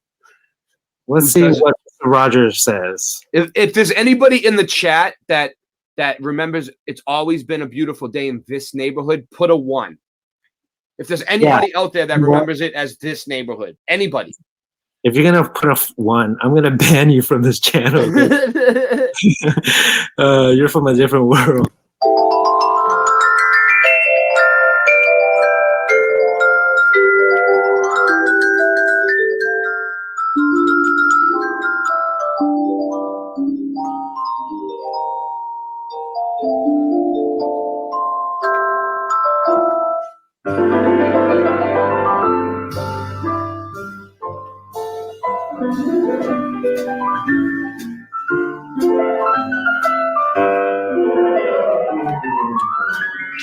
It's a beautiful day in this neighborhood. It's so crazy. Like the things YouTube might like block us over. They'll block us over a stupid little clip like this. But like, it's a beautiful day in this neighborhood. The things other people are getting away with. Go ahead. Yeah, that's mind blown. And it's a beautiful day in this neighborhood. That's how it's always been. That's how it is now. But I remember the neighborhood. And when are we ever going to see the original Mr. Rogers that says It's a Beautiful Day in the Neighborhood again. I don't know. Are we ever going to see it again? We don't know. I mean, it might happen. You might wake up one day and it'll be back, and you'll be like, because that happens a lot, you know, with the flip flops, you know, the Flintstones and the flip flops, you know. Yeah. Mandela effect has taught me that anything can change. So have belief, have hope. Yeah. Anything can change, right? Yeah, it's like, I don't know, like a lot of the Beatles song. It's like, I'm so tired. That's a new one that I noticed that people have been talking about. It's like, I'm so tired. I haven't slept a wink. I'm so tired. My mind is on the brink. But it's like blink now, I think. It changed to blink. So that song changed. Like when music changes, it's really weird. Like the original music, like not just like a replay or something, like, or a live set, but when it's like the original one, you know. So I want to say, yeah. you know what? I want to say something else that I learned about the Mandela effect. It's taught me to look at relationships differently now, because I feel like if anything can change in the Mandela effect, that's what it shows, right? Like anything can change. Anything, you know, we don't live in this concrete reality. Maybe we can change our past, meaning the things that the relationships that we've had in the past that went wrong. Maybe we can change them, you know, in the way we think, the way we imagine how it could be or how it should have been. And maybe it teaches us to see relationships, see people on a different level, in a way that has hope, that there's always a chance for it to get better. I know some of us have estranged, you know, just relationships that we want to get back, or it would be nice to have back. And the Mandela effect tells me, hey, it's possible. The two or three gather, two or more, two or three. I saw Andrew, who's in the chat right now. He posted something the other day from the Bible that says two or three too, and it's not the same verse; it's a different verse. I don't know where it was, but I used to go to church, and you know, the people praying, they would always quote that verse. They say, Father God, where two or more are gathered. yeah, it almost seems like it has a message in it. You know, like sometimes some of the changes have like messages. I would hear it all the time. I used to go to church, and I would hear it all the time during prayer. Not just that one church, but multiple churches, multiple people saying the same prayer. Where two or more are gathered. So does that mean they were all misquoting the Bible? Like really? Like, did we all like just really misquote the Bible there?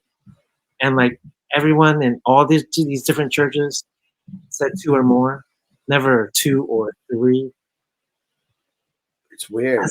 That's just crazy to me. And now there is different translations, but it's all changed in all the translations, almost everyone.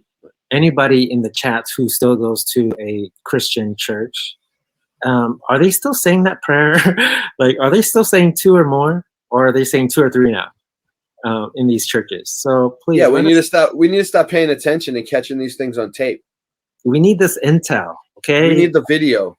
Christian followers that go to church, stop recording it when they say that prayer. Are they saying two or more, or two or three now? Now, I'd like to know. I don't think any of my viewers go to church. No, a few of mine probably do, but yeah, you know. But maybe they go to their own spiritual domain, which I think is more important. Yeah. And if you go to church, that's awesome. You know what? Yeah. I used to be an altar server. Guess where? In Centralville, known as Centerville. I used to live in Lowell, Massachusetts. Same place Brian lives. So you know that Centerville was Centerville. Dude, I was like 10 years old then. Oh, so you don't remember. So bro, I was an altar server in one of those churches. You can look it up, St. Michael's Church. And bro, it's what an amazing experience living in the East Coast. And what's amazing more is learning that I lived in Centerville, the place that is now changed to Centralville. So what are the odds of me living in the same location as Brian Stavely? And we're the same age too, so we could have ran across. You know, we didn't know each other. I'm just like rock throws away from there too. So, you know, a stone's throw away. But what about the Statue of Liberty, dude? Sketchy as. Like, think about it, right? Like, no one's been to the torch, but people can go to the torch. Like, people can't go, but I've seen pictures of people in the torch, like, recently that have, I don't know if they're photoshopped or I don't know what's going on anymore, but, you know, like the Black Tom explosion, the whole rigmarole, you know, what I only taught about that in school. Like, I don't know that. All right. We got to make a petition that they start teaching the Black Tom in all schools. They need to start teaching that to the kids because we weren't ever taught that. And it just popped into our reality. So that's not cool. That's not cool to do to us. Just spring something on like that.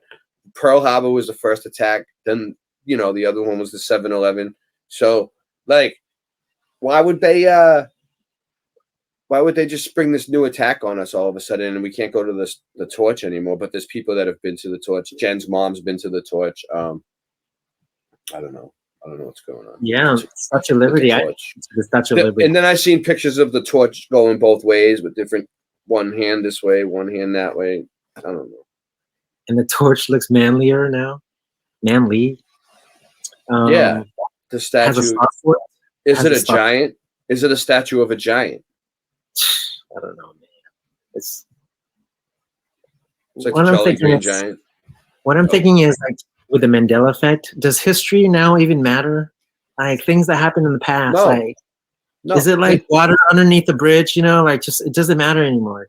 Let's stop focusing on the past. Well, I look into history a lot, but not the real history. I look into the in between the lines, and it's a skill that I learned that you can learn a lot of truth from it if you really dig into it. If you really have the extra time on your hands to, like, look up the history of buildings, you know, like, Hugh, there's buildings that were here before you came into existence, right? Before you were put onto this place, right?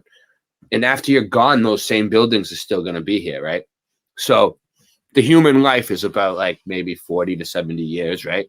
So the average human, after they pass away, God forbid, you get to look their life up and you find criminal records, medical records, dental records, school records, things that they achieved.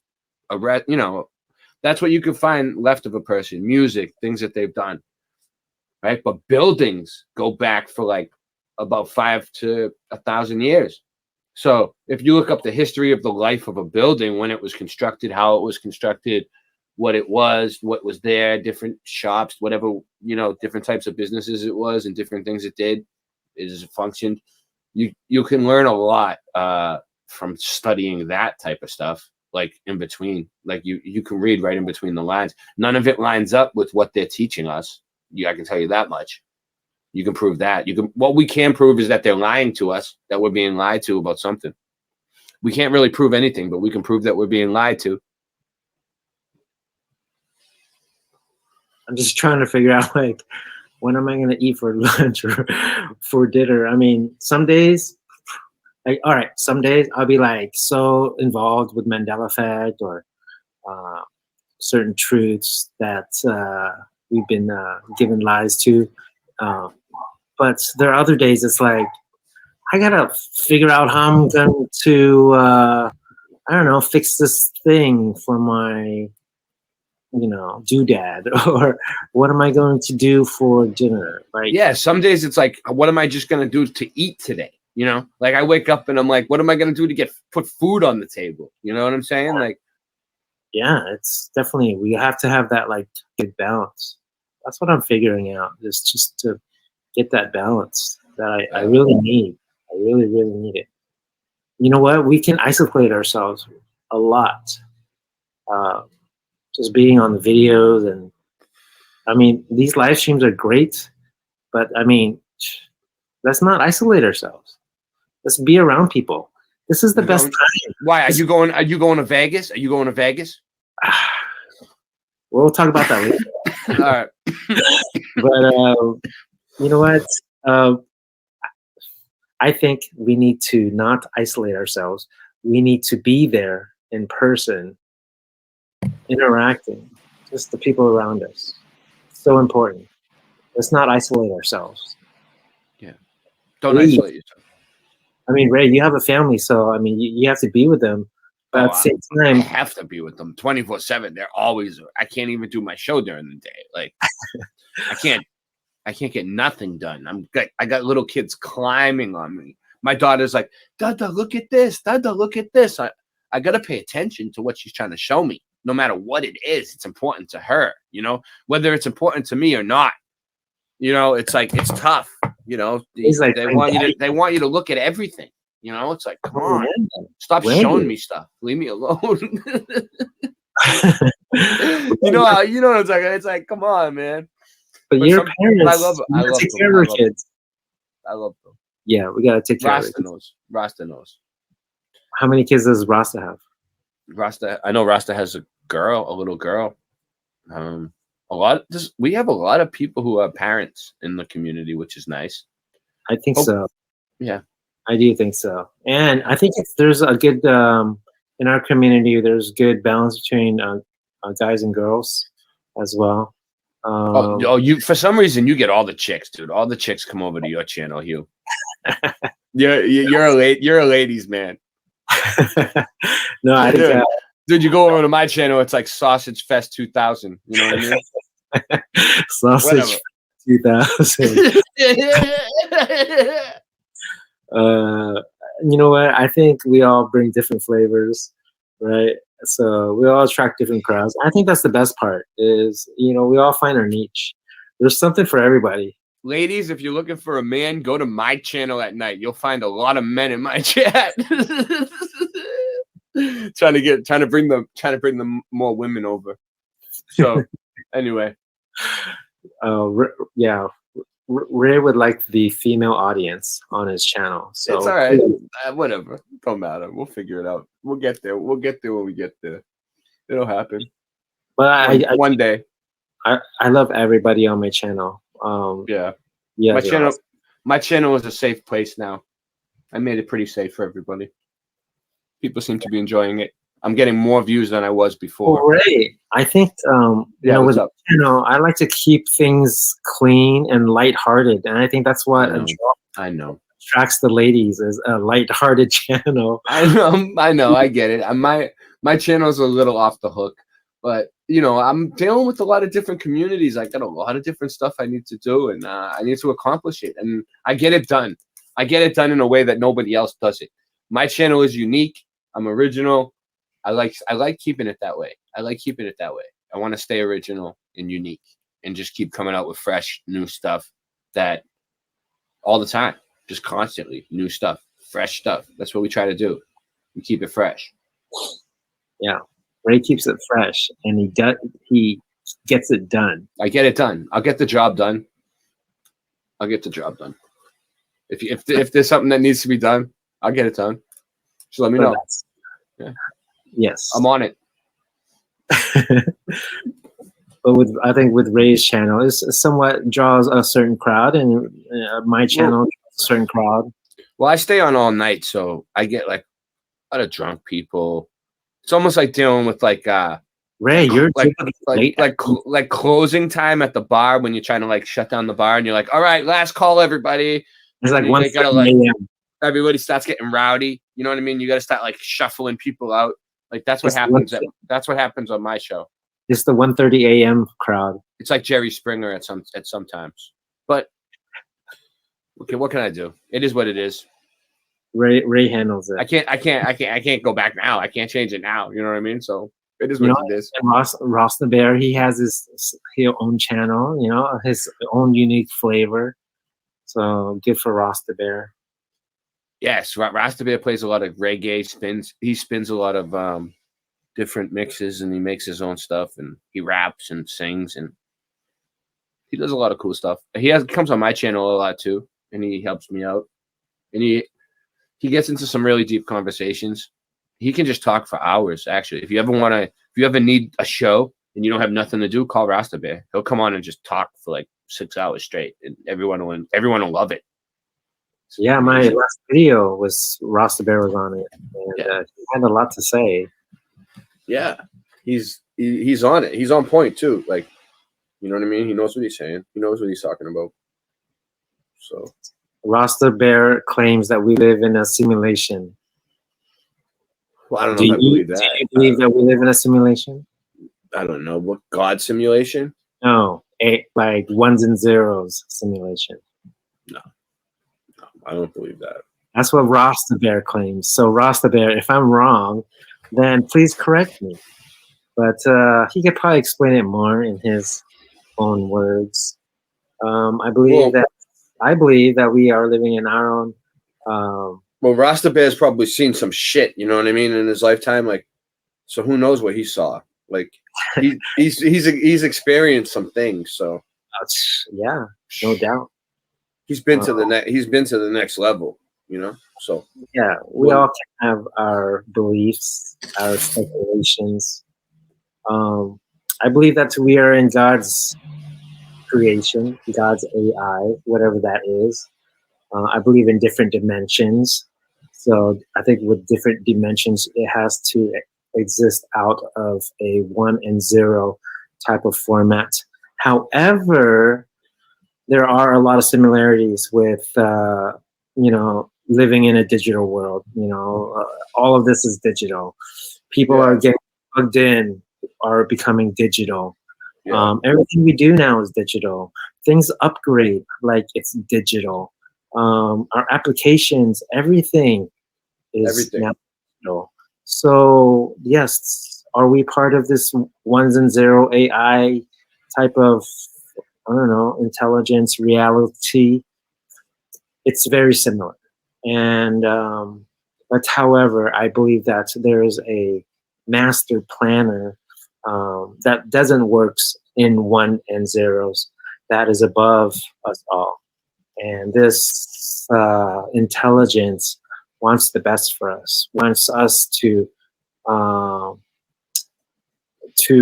elevate and to rise to the highest level possible. Yeah. It does. It doesn't want us to like downgrade. Everything in this world is telling us to upgrade. So we also need to upgrade as a soul, as a spirit, as an entity. And I believe that is what we share with our.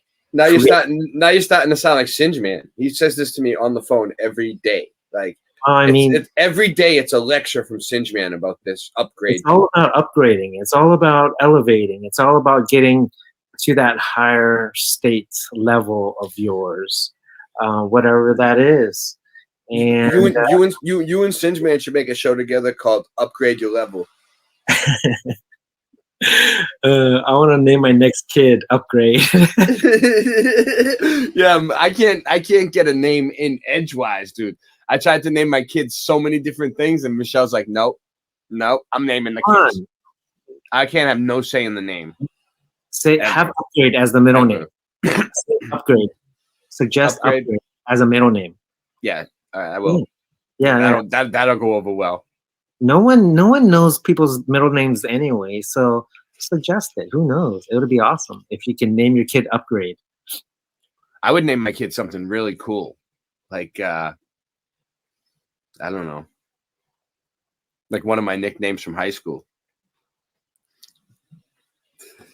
Oh man. So we're not living. This is my belief. You can believe whatever you believe, but there is a higher purpose than 1s and 0s. There's a spirit behind it, and spirits go beyond 1s and 0s. My belief. There's love, there's passion, there's inspiration. How do you explain all that? You can't make that up, and that is what drives us, what drives people. That's the force. That's the force. That's the force. It's the juice. We're gonna take a break. Coffee time. Coffee time. Yeah, coffee time. Time for tea and crumpets. Thanks for joining, guys. It's been a great show so far. We're just rambling. We don't know the answers. If you clicked on this thinking, "Oh, we're gonna give you all the answers to the Mandela effect," you're mistaken. We know that it's real. That it's something's happening. But we're not gonna give you all the answers. But we do have some of the answers. I have a few answers. We have speculations. We have thoughts. We have ideas. We have proof. We have proof that our memories are real and that we're not crazy. That's the most important part. I think the residue is important, but then you got to check the source of the residue, make sure it's legit. You know. All right, we're taking a break. Hey, idiots! The bong stays in the treehouse. Hey, boy. Are you crazy? What if the cops come? You're here too? Yeah, must be weird for you. And think about this, man. The whole world is happening right now. I mean, India, China, it's crazy. Can you just leave me here with my dad? All right, sure. I can fly! No, I can't! It's time for a battle. Teacher versus student. Now listen here, Timmy. I want you to know the Earth is round and we call it a globe. We stick to the Earth because of gravity. It's what surrounds you and me. There's books and pictures for you to see. From outer space, Earth round as can be. Sorry, Mr. Roundy, but your pictures are false. Photoshop created by the click of a mouse. Those books you talk about are made for the sheep. All your science is just killing the trees. Page after page of fantasy, and the rainforest is your casualty. Now, Timmy, those trees are cut for a purpose. I mean, just look at the Earth's surface. If you look out at the open sea, you can see boats disappear slowly. That's because of Earth's curvature. Because the world is circular. Mr. Roundy, your eyes are old as shit, and that's something you need to really admit. So next time you stare into that ocean, take a telescope. It's like a magic potion. From there you can debunk your own words, and afterwards you can stare at some birds. Well, Timmy, that doesn't change the fact we have astronauts going round and back. They have live feeds, you can see their face, and there's a huge space station in space. What do you say to that, I ask? How do they pull off that task? Mr. Roundy, have you ever heard of Hollywood? Check it out, it can do you some good. As for your space people, Billy-O, why don't you have them zoom out the window? Let's see them focus on a plane in Australia. If it's flying backwards, is that strange to ya?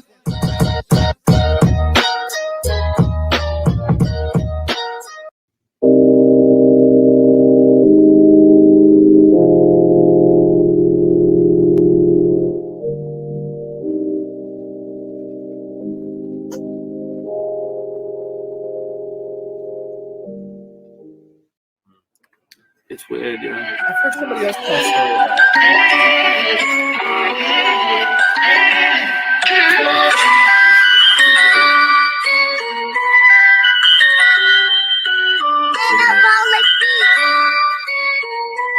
I got the chorus down.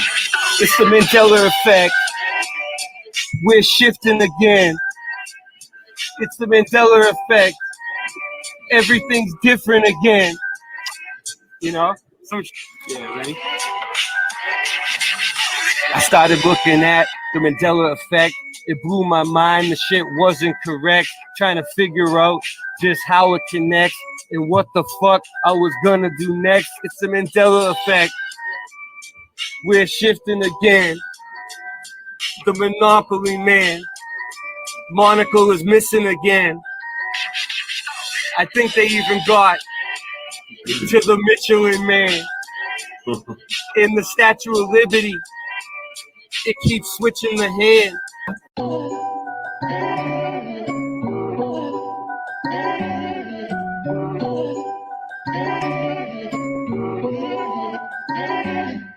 Did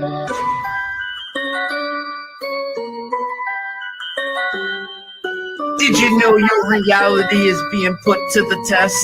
The Panama Canal no longer runs east to west. Things you I sure haven't never did in this reality. The crunchy cereal with the captain now has the apostrophe. I started noticing changes in like 2014. It was JFK, the 6th season, it seems so obscene. Many people will try and call me a loon, but hold up, wait, they even changed the spelling of Looney Tunes. Okay. I used to eat a Chick-fil-A every day before they added the K. So what's causing this? Many want to know. Well, I don't think it's CERN. It's just a magic show.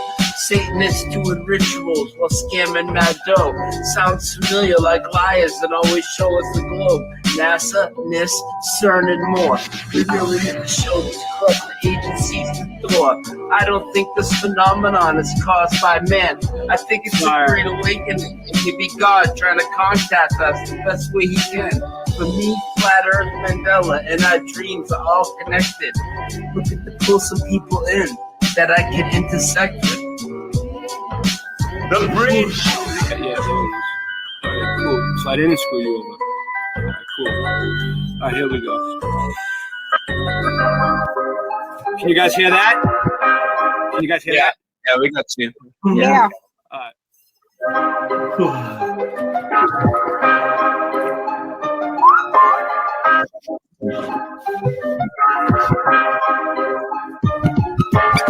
Earth is flat. What you gonna do about it? The earth is flat. Now what you gonna do about it? The earth is flat. Now what you gonna do about it? The earth is flat. Now tell me what you think you're gonna do about it. Tell me what you think you're gonna do about it. Tell me what you think you're gonna do about it. Tell me what you think you're gonna do about it. The earth is flat. What you gonna do about it? I thought you knew about it. Would you rather do without it? We're the center. The sun and moon moves around it like a clock. Can you hit a moving target with a rocket? I'm not hard to get along with. Just take a bong hit. Do you serve up any content? The stars are constant. You want a conversation for it? It makes me vomit. We never do get hit by comments. You want it. Leave another useless comment in the morning. The earth is flat. Tell me what you gonna do about it. What you gonna do about it? We know it's flat, and there is a bunch of us. Them globies munching on a bunch of snuffleupagus. You think it's cute? Then why not cuddle up with us? We know it's flat. Why you making such a fuss? My supper was the fucking best. That's just because the earth is flat. It hit me like an uppercut to the nuts. The earth is flat, and there's nothing you can do. The earth is flat, and there's nothing you can do. With a Russian with the crew, don't forget to brush after your food. They got asteroids, asteroids, and asteroids too. The earth is flat, and there's nothing you can do. The earth is flat. What you gonna do about it? The earth is flat.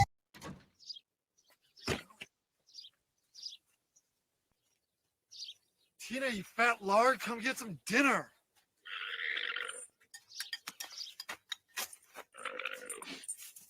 Tina, eat. Eat the food. Eat the food.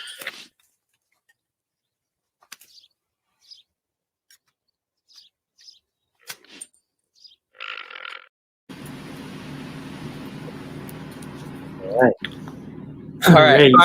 Well, I'm thinking of it real quick. Can I bring this one up? Yeah. I'm not trying to get racial, but Rodney King. Can't we all just get along?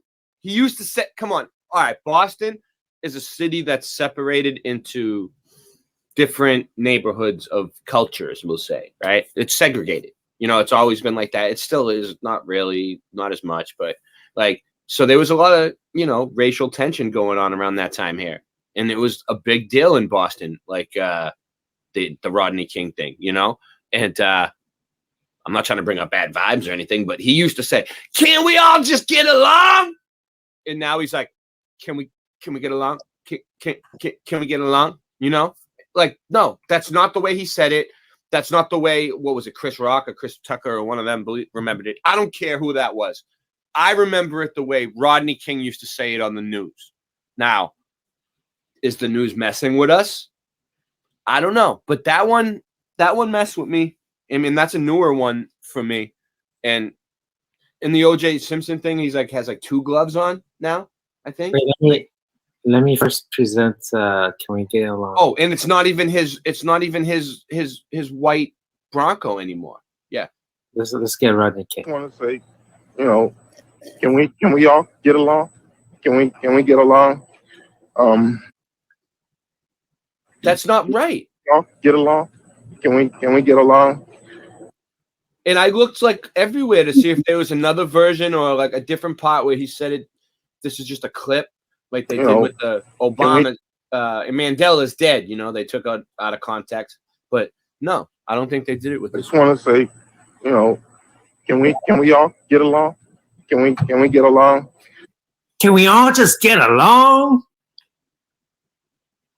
Can't we all just get along? That's how he said it. Can we all just get along? Can't we all just get along? Come on. And how he says it now? It's so weak now. It's so weak. Before he was like crying for people. Can't we all just get along? You know. Now it's like, can we get, like, he's all scared. He's like a scared little bitch. He's like, can we get along? Can we get? Before it was more of like an exclamation, like, come on, people, come together. You know. Now he's like, can we get along, please? You know, like, it's a big difference. Big difference. Come on, Mandela effect. We are on you. We know what's up. What's going down? Something's up. Something smells fishy. And like, I don't know. I kind of remember them always saying, imagine if you will. You know what I mean? At the beginning of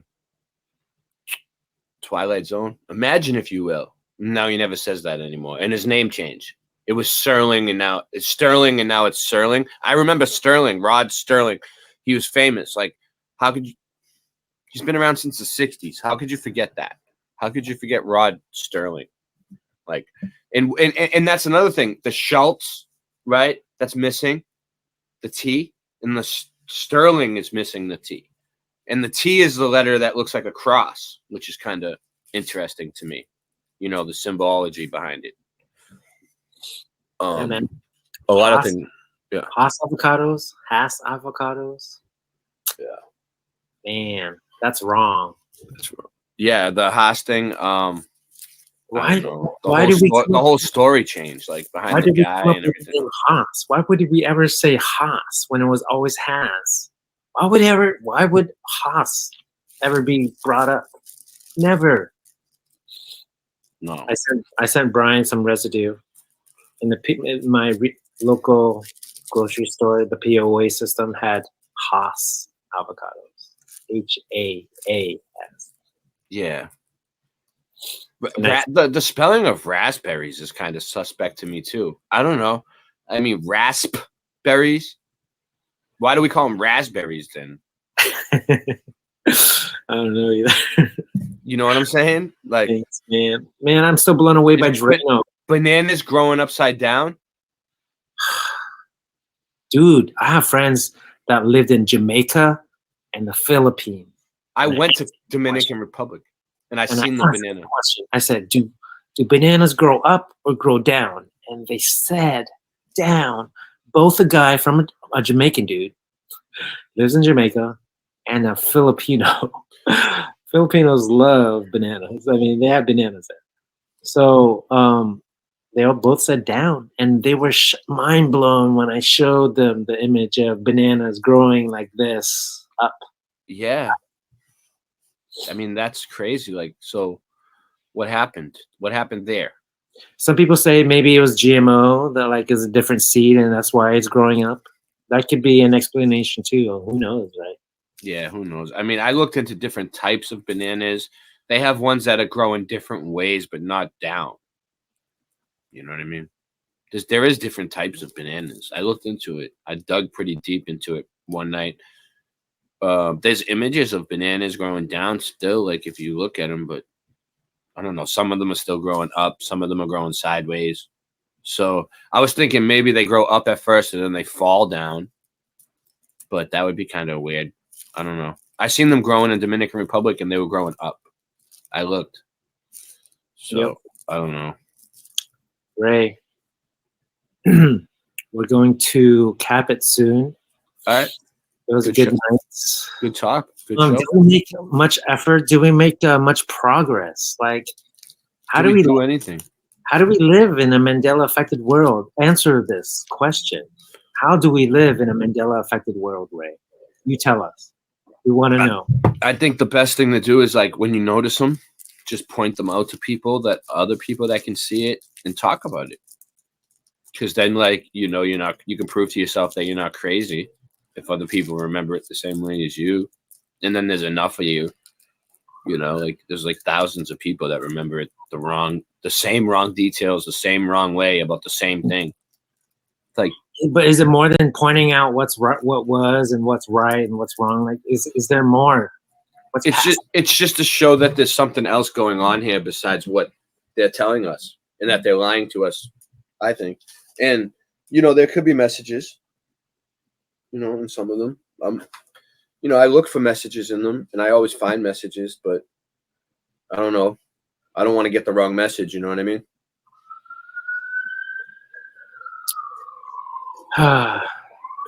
you got to be careful where you're getting your messages from. You know what I mean? You don't want to get the wrong message.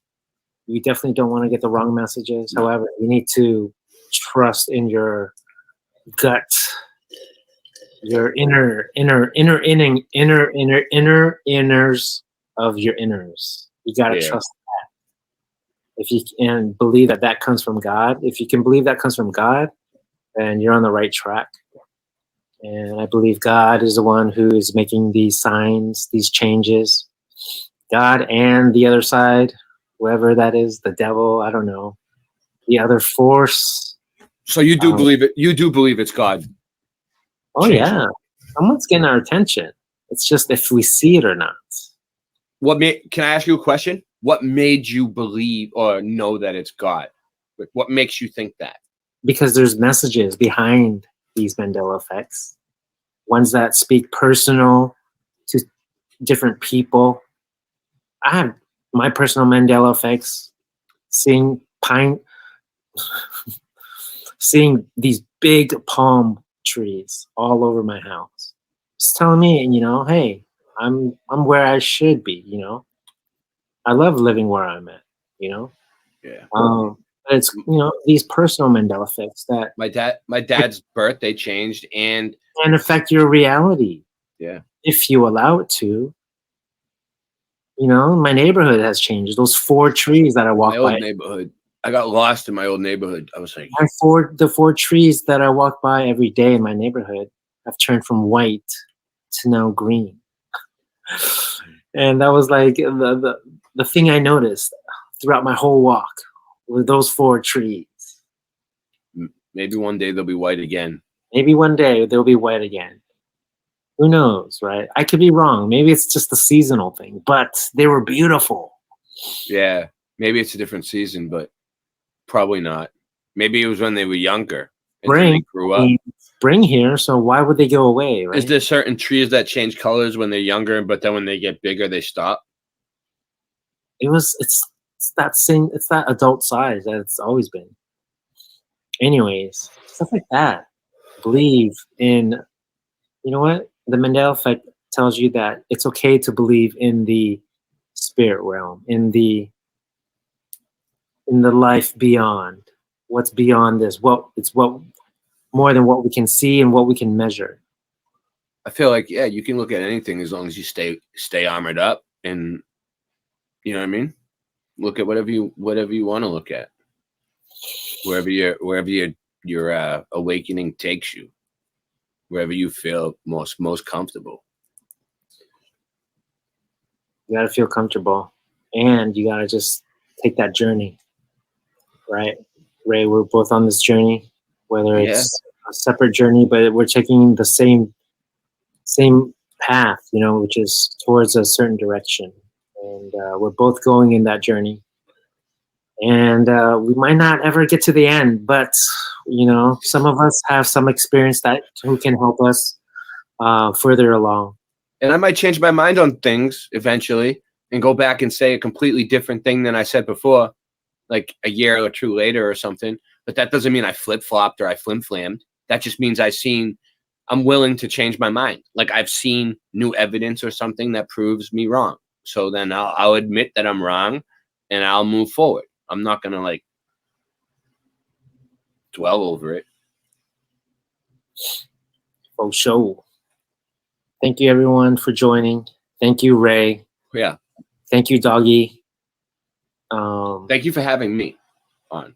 You know, I hope we made some progress. I feel comfortable here on Hieu TV. This is one of my original late night spots before Late Night Live, where I used to hang out before my show. This is where we all used to congregate here, Hieu TV. One day, it'll probably still be the spot where we all come. I hope Hieu starts doing more shows like this. I'll encourage him, but you know, I can't control Hieu. He does what he wants. You know, I'm Denny's Diner Hour. What happened to Denny's Diner Hour? Oh man, I know, right? Did I even do a show at Denny's? You're the bomb and you're about to blow up. What happened to that? You know what? Sometimes we gotta move on. You're done with that one. Spin things up, but I really told myself that I'm going to be more of a positive light. Give positive energy to the community. That is my goal and aim. And if you don't vibe with that, then you know we'll just go in separate corners in the community, and that's okay. I like the positive vibes, the positive energy, and stuff like that. And, yeah. I noticed when you and Christian do a show together, it's really positive. You guys are good together. Yeah, you know, it is what you bring to the table. Yeah. So, but you know what? The Mandela effect has given me a lot of positivity. It's given me a direction to believe in a higher knowing than what I know as a human being. There's an entity that knows way more than me and has the best intentions for me to become higher, more elevated, more loving, more knowing, more giving. And Ray, thank you for being on the show. You bring a lot of good energy as well. Thank you for having me. Yeah, I'll come on anytime, Hieu. Anything you want to do a show about, let me know. If you want to if you need anything done, you need any cartoons done or anything, let us know. We'll do something for you. You need any intros, any music, just let me know. You know, Ray, you come a long way. You know, from just coming into the community, having those, you know, the username that everyone thought you were a girl at first. I planned it all. I planned it all from the very beginning. I was like, I'm not going to come in here and show these people how good I am. I'm going to wait. I'm going to make them wait. I'm going to be full of surprises. And now look, everybody can see all the good things that I can do. So it took time. It took time and finessing, you know. I'm not going to, I'm not going to come in and just be like, look, I can do all this. People will be like, who the fuck is this dude? You know what I mean? It was a slow. Still think that. Who is this dude? No, but it's good that you bring your own personality, and you create content for your viewers, and I can do better too. I just I don't have incentive. There's no incentive really. It's like we need the incentive. We're a community, but we don't have housing. You know what I mean? That would be great. Other than that, I don't know. Hey, we gotta all figure it out. I gotta figure my shit out too. But we're in it together. We're in it to win it. Yeah. So thank you all for joining, and I'm gonna close out.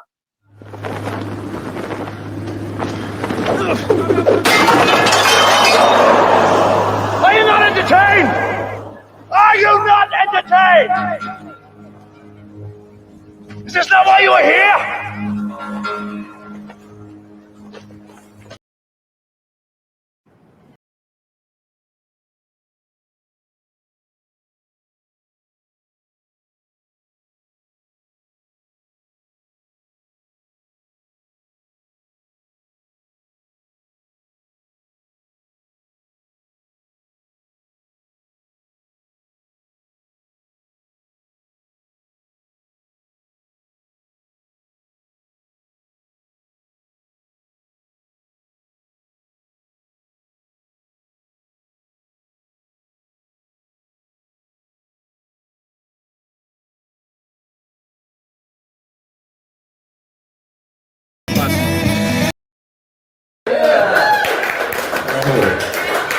Ray, come on, Ray. Ray's gonna freestyle. Here we go. Ray's gonna freestyle. He'll do some freestyle for you. Earth Anthem. Well, the guy knows he's freestyling, so that's We're good. gonna try something different. Check. Let's let him freestyle, dude. He has no idea what's about to happen right now. Just 1, 2. His whole fucking globe indoctrination's about to get fucking stomped. I'm gonna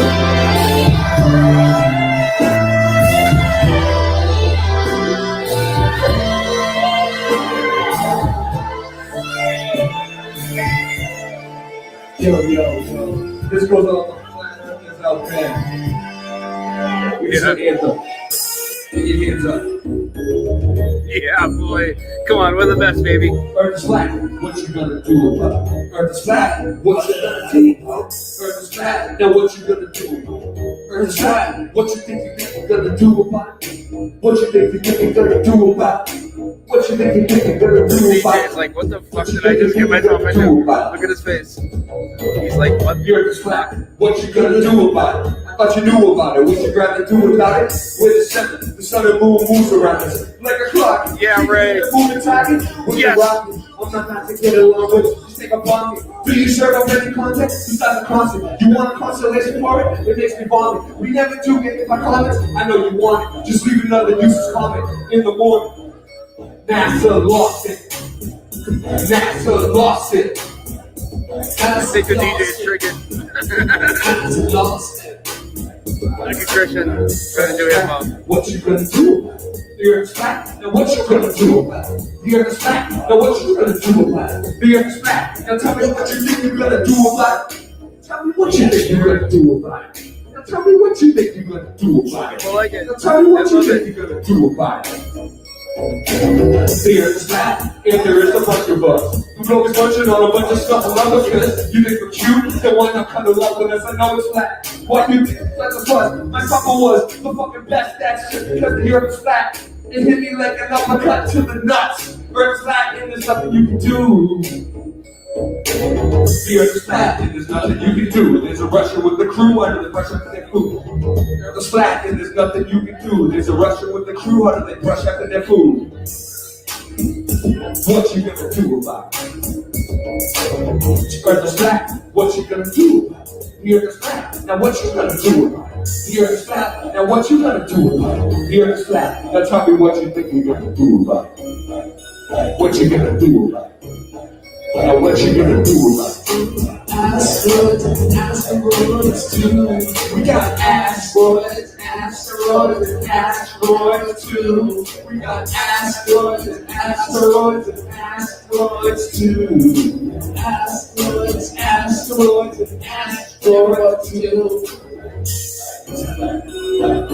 What you gonna do? What you gonna do? What you gonna do about it? Earth is flat. Now tell me what you think you're gonna do about it. Tell me what you think you're gonna do about it. Now tell me what you think you're gonna do about it. Now tell me what you think you're gonna do about it.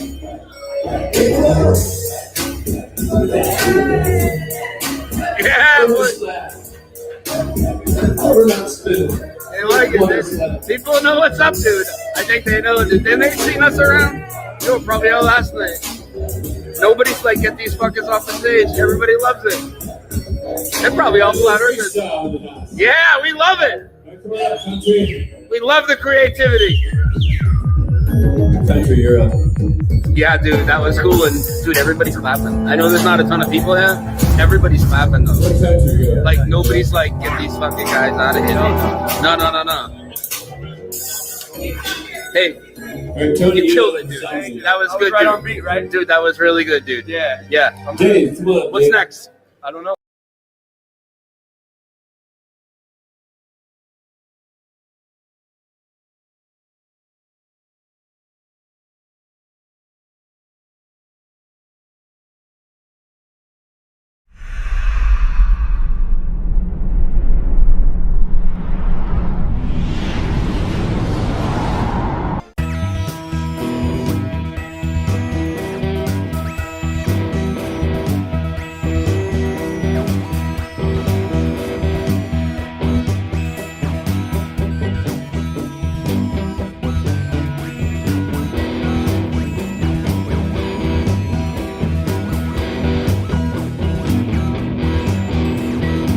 trying to play a part in society, getting fooled by all the tricks that once worked on me. You trust governments and shit like gravity. The truth is in your face, but you refuse to see. You're saying no, no, no, no, no. It's not a fucking globe. No, no, no, no, no. It's not a fucking globe. It's not a fucking globe. It's not a fucking globe. It's not a fucking globe. It's not a fucking globe. No, no, no. It's not a fucking globe. It's not a fucking globe. It's not a fucking globe. No, no.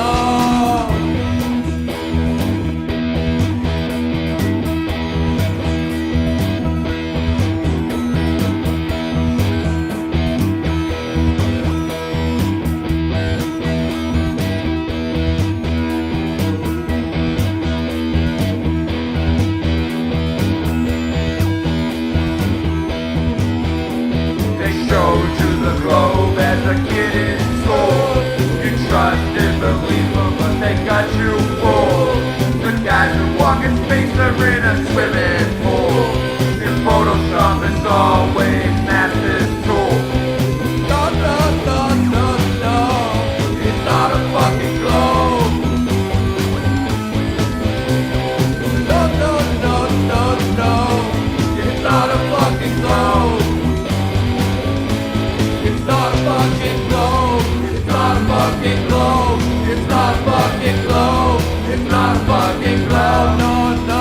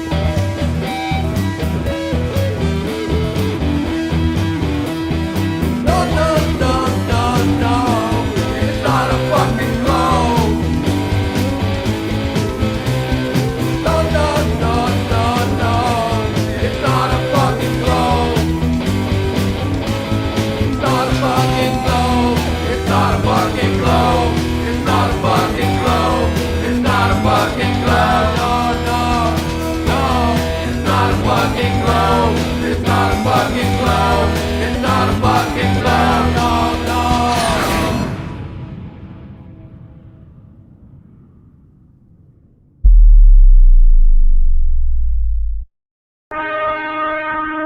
Space, the boundary of human achievement, the new frontier.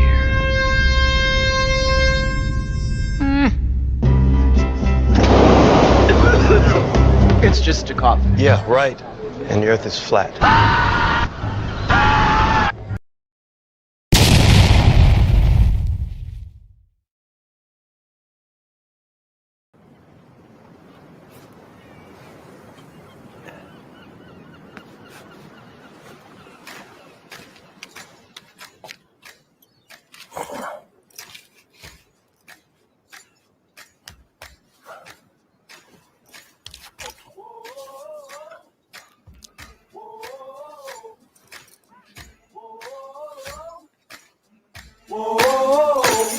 Okay, wake up in the morning to the clear blue sky. Turn up the music when I hop in the ride. The windows down, let the whole world see. Can't nobody rock it like little old me. I'm the bomb and about to blow up. I'm the bomb and about to blow up. I got my trucks and my dickies and I put it on black. Banging Sinatra in a flat Cadillac. My old lady leaning out the whole window. Everybody looking, we'll be walking slow. I'm the bomb and about to blow up. I'm the bomb and about to blow up. Hey, I'm the bomb and about to blow up. I'm the bomb and about to blow up.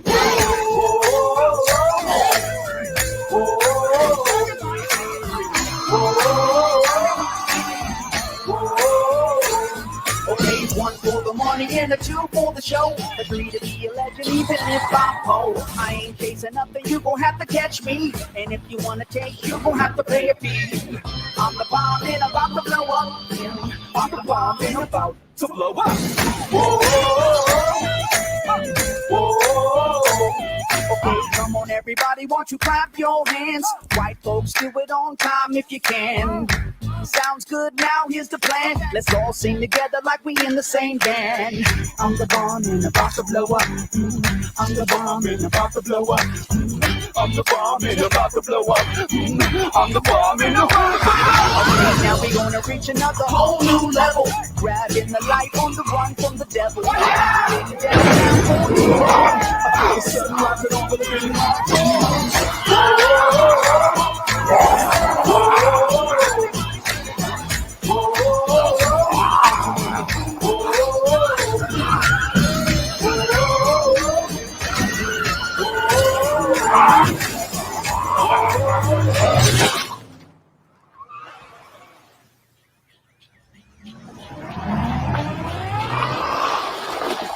Hold on!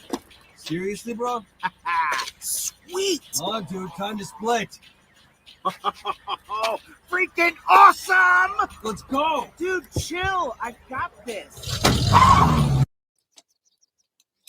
Back in '82, I used to be able to throw a pigskin quarter mile. Are you serious? I'm dead serious. Watch this.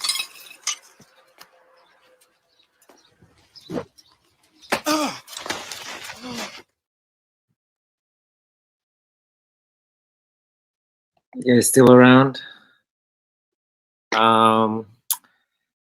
Thanks for joining and watching.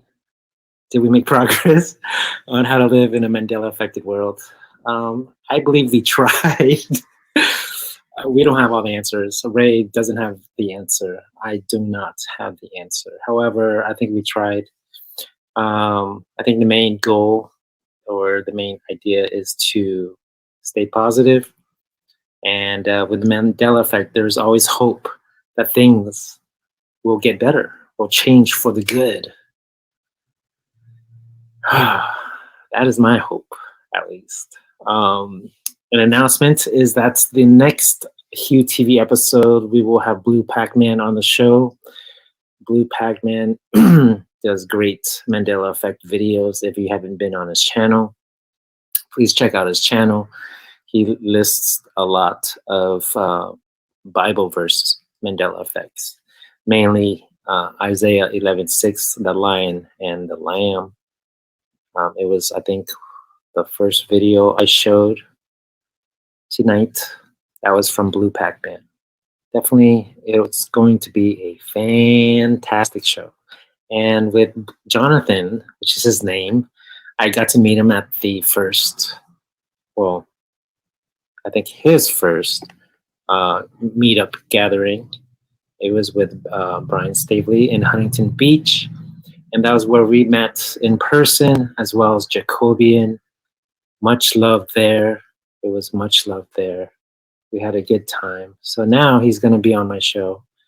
I have the best guests, the ones who like to think, like to question, like to ask questions, and just be inquisitive. And Blue Pac-Man, he's a very smart dude. Sub his channel, definitely. I think with that, thank you for joining. It was lovely, very lovely. The Mandela effect. Don't let it get you affected. Even though we are all affected, have it affect you in a positive light. Anything can change. When the Mandela effect is around, and it's around because it's part of our reality. It's just how this operating system of ours works.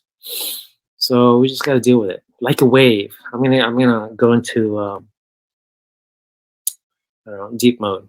It's just, I believe the Mandela effect is like a wave. A wave is like curls, right? Curls, and it's all one energy, one piece of energy. But different parts of the waves, like it represents time, right? So you first have the wave that is pitching, right? And then it curls and then it crumbles and it has that whitewash. Well, different parts of the water, it represents different times in life. And throughout time, things change, just like how the wave crumbles throughout the wave. It doesn't stay pitched and exact the whole time. And this representation of energy is the same thing as the Mandela effect, or at least in our reality, is that time curls like a wave and it can morph into something completely different, a different reality, guys. That's the great part of living in this Mandela affected life reality type of wave. At different times will show different things. I mean, just point to the Bible. I mean, things have changed in there. So our bodies, have changed. So music, movies, television, the way we spell things. Holy moly. Should I go on? And let's say you can prove 99% of them, right? 99%. If you can't prove 1% and it's a Mandela effect, then boom, this reality of ours, you are Mandela affected, because you got to explain all of them, not just 99% of them, right? That's where I'm headed with the Mandela effect. And I love it. I love the community that it brings, because it tells me you're a free thinker. Okay, you're not stuck on flat Earth or on the physical. You are a free thinker. You can go towards the Mandela effect. That life is shifty, changes all the time, constantly. The thinker statue, right? Now it's this. On the other leg. What the heck? No one sits like this. No one sits like this. If you're thinking and you're sitting like this, like, dude.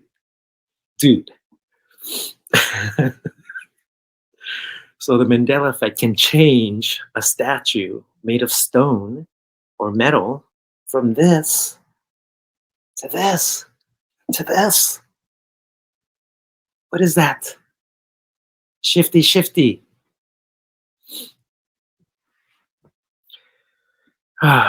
Monologuing. Remember I used to monologue? All right, I think we're out.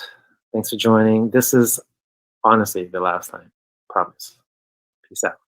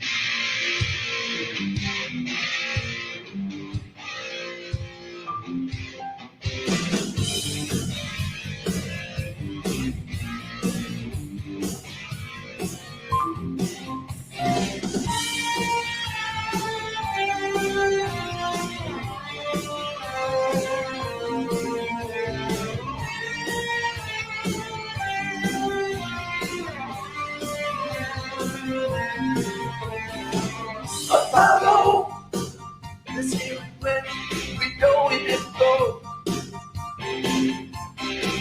ISS, green screen and wires, it's a puppet show. Here it comes on its predicted night. Don't look up because it's just a light. Black or white, on TV, there's no wrong or right.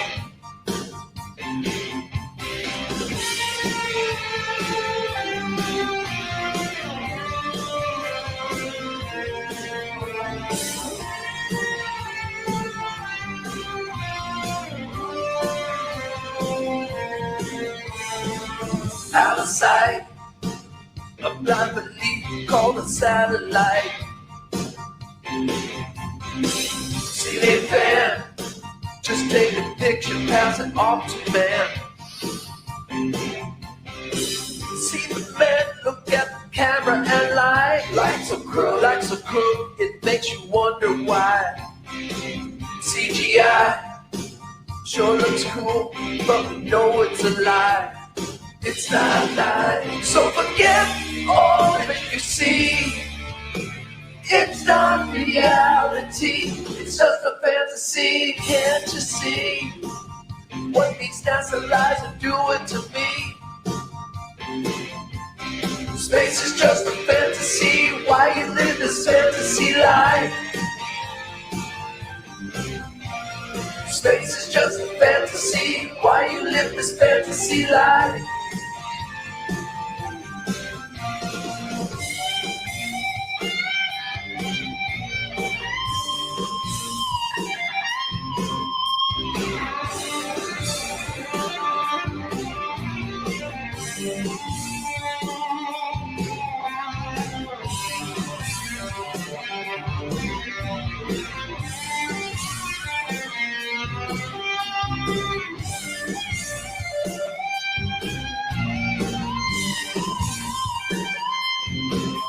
So forget all that you see. It's not reality, it's just a fantasy. Can't you see what these NASA lies are doing to me? Space is just a fantasy. Why you live this fantasy life? Space is just a fantasy. Why you live this fantasy life? Space is just a fantasy. Why you live this fantasy life? Space is just a fantasy. Why you live this fantasy life?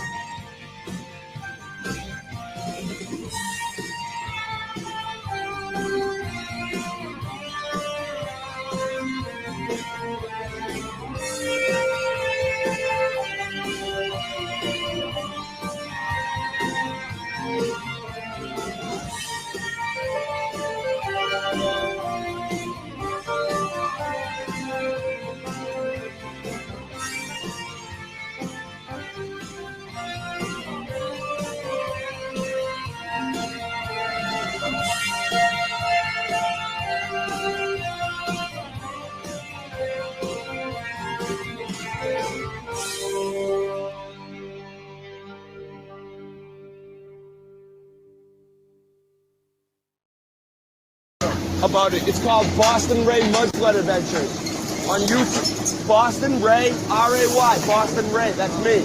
Yeah, look it up, Boston Ray Mudsled Adventures on YouTube. You'll see what I'm talking about. This is what I do. I gotta catch the bus.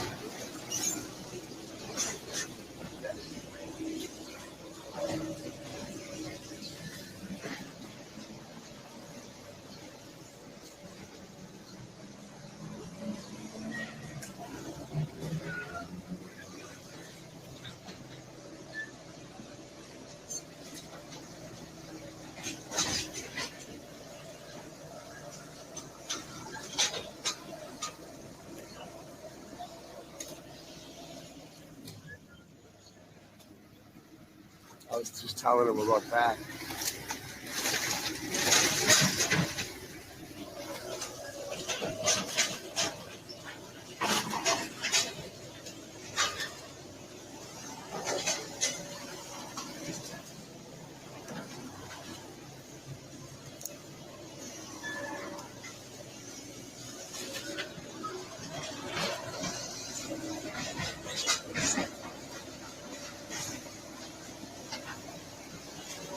talk to those dudes about the Antiquitech right there.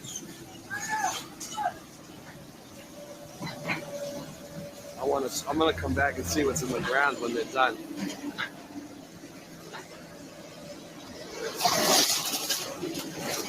Oh, here we go. He's going to the side.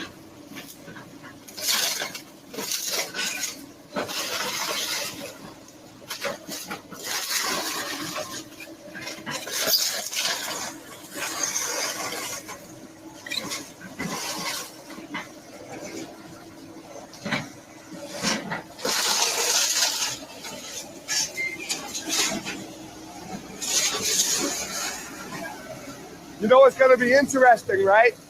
To see, all right, you see how the basement, all right, first of all, they don't make foundations out of brick, right? I mean, that's a stupid idea, right? You see how the foundation's almost brick right there? Okay, like underneath that is going to be another room. Underneath the basement is going to be another level. And these houses, these old ones, these are from, they say they're from the 1600s. They're older. They're much older. They inherited them, and they made false narratives. And the whole thing, if you look up the history of the house, it's all bullshit. These houses are like hundreds and hundreds, the brick ones are hundreds and hundreds and hundreds of years old. They just facaded over them, but it's really brick. And then when you go underneath, you'll see there's going to be another basement. Some of them go like 6, 7 levels under the ground. All these houses were built on the same grid. They just came and they took they built on top of the old houses and facaded over them and stack them up, and then they go way under. If you look it up, you can find pictures on Google, wherever. Google construction photos of levels under the ground. You'll see they go all the way down to the subway stations. And those subway stations were here too. It's like, who knows, man? It's really interesting. You should check out my channel if you guys are into this stuff. Boston Ray Mudflood Adventures. I'm going to put this on it. This is cool.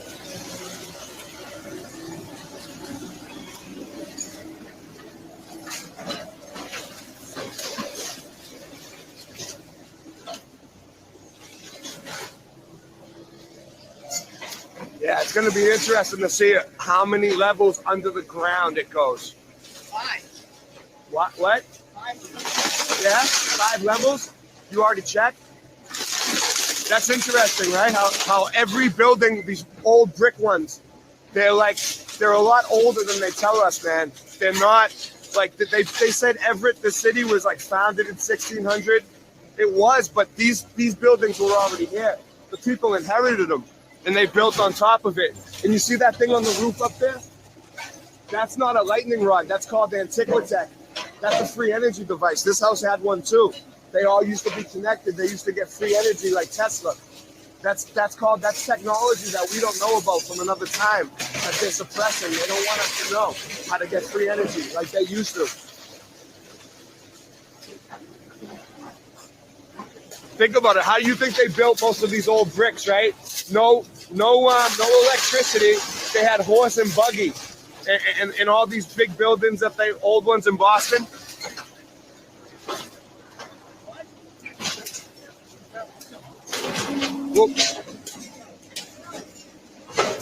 I have a YouTube channel where I do all these type of research on these old buildings all over Boston.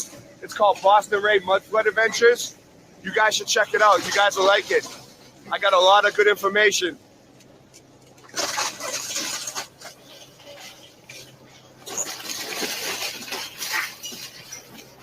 My theory is that they didn't fill Boston in, they dug it out.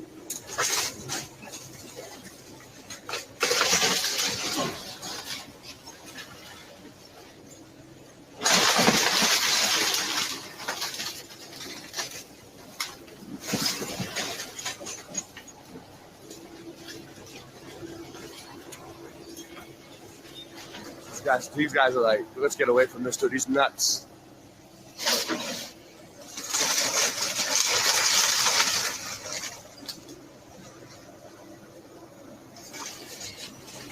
I hit the nail on the head today. I'm gonna come back to see. He said it goes 5 levels under the ground.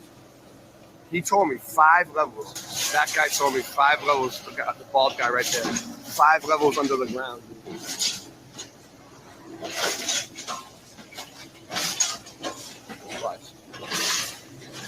So five levels under the ground could be a whole house, dude.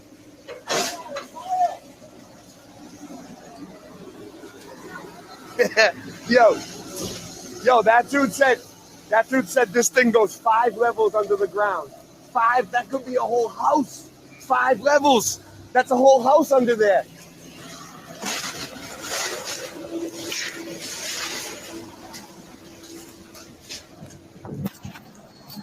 Get too excited about this shit. It wasn't my bus.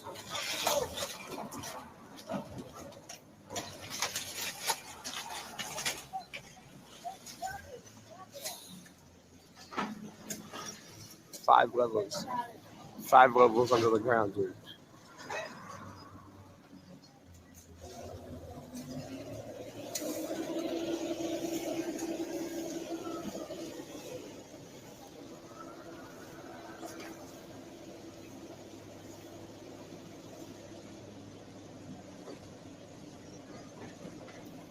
I'm Johnny on the spot today, reporting.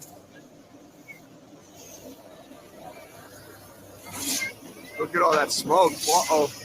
Uh-oh. Uh-oh. What is it? It's a lot of smoke.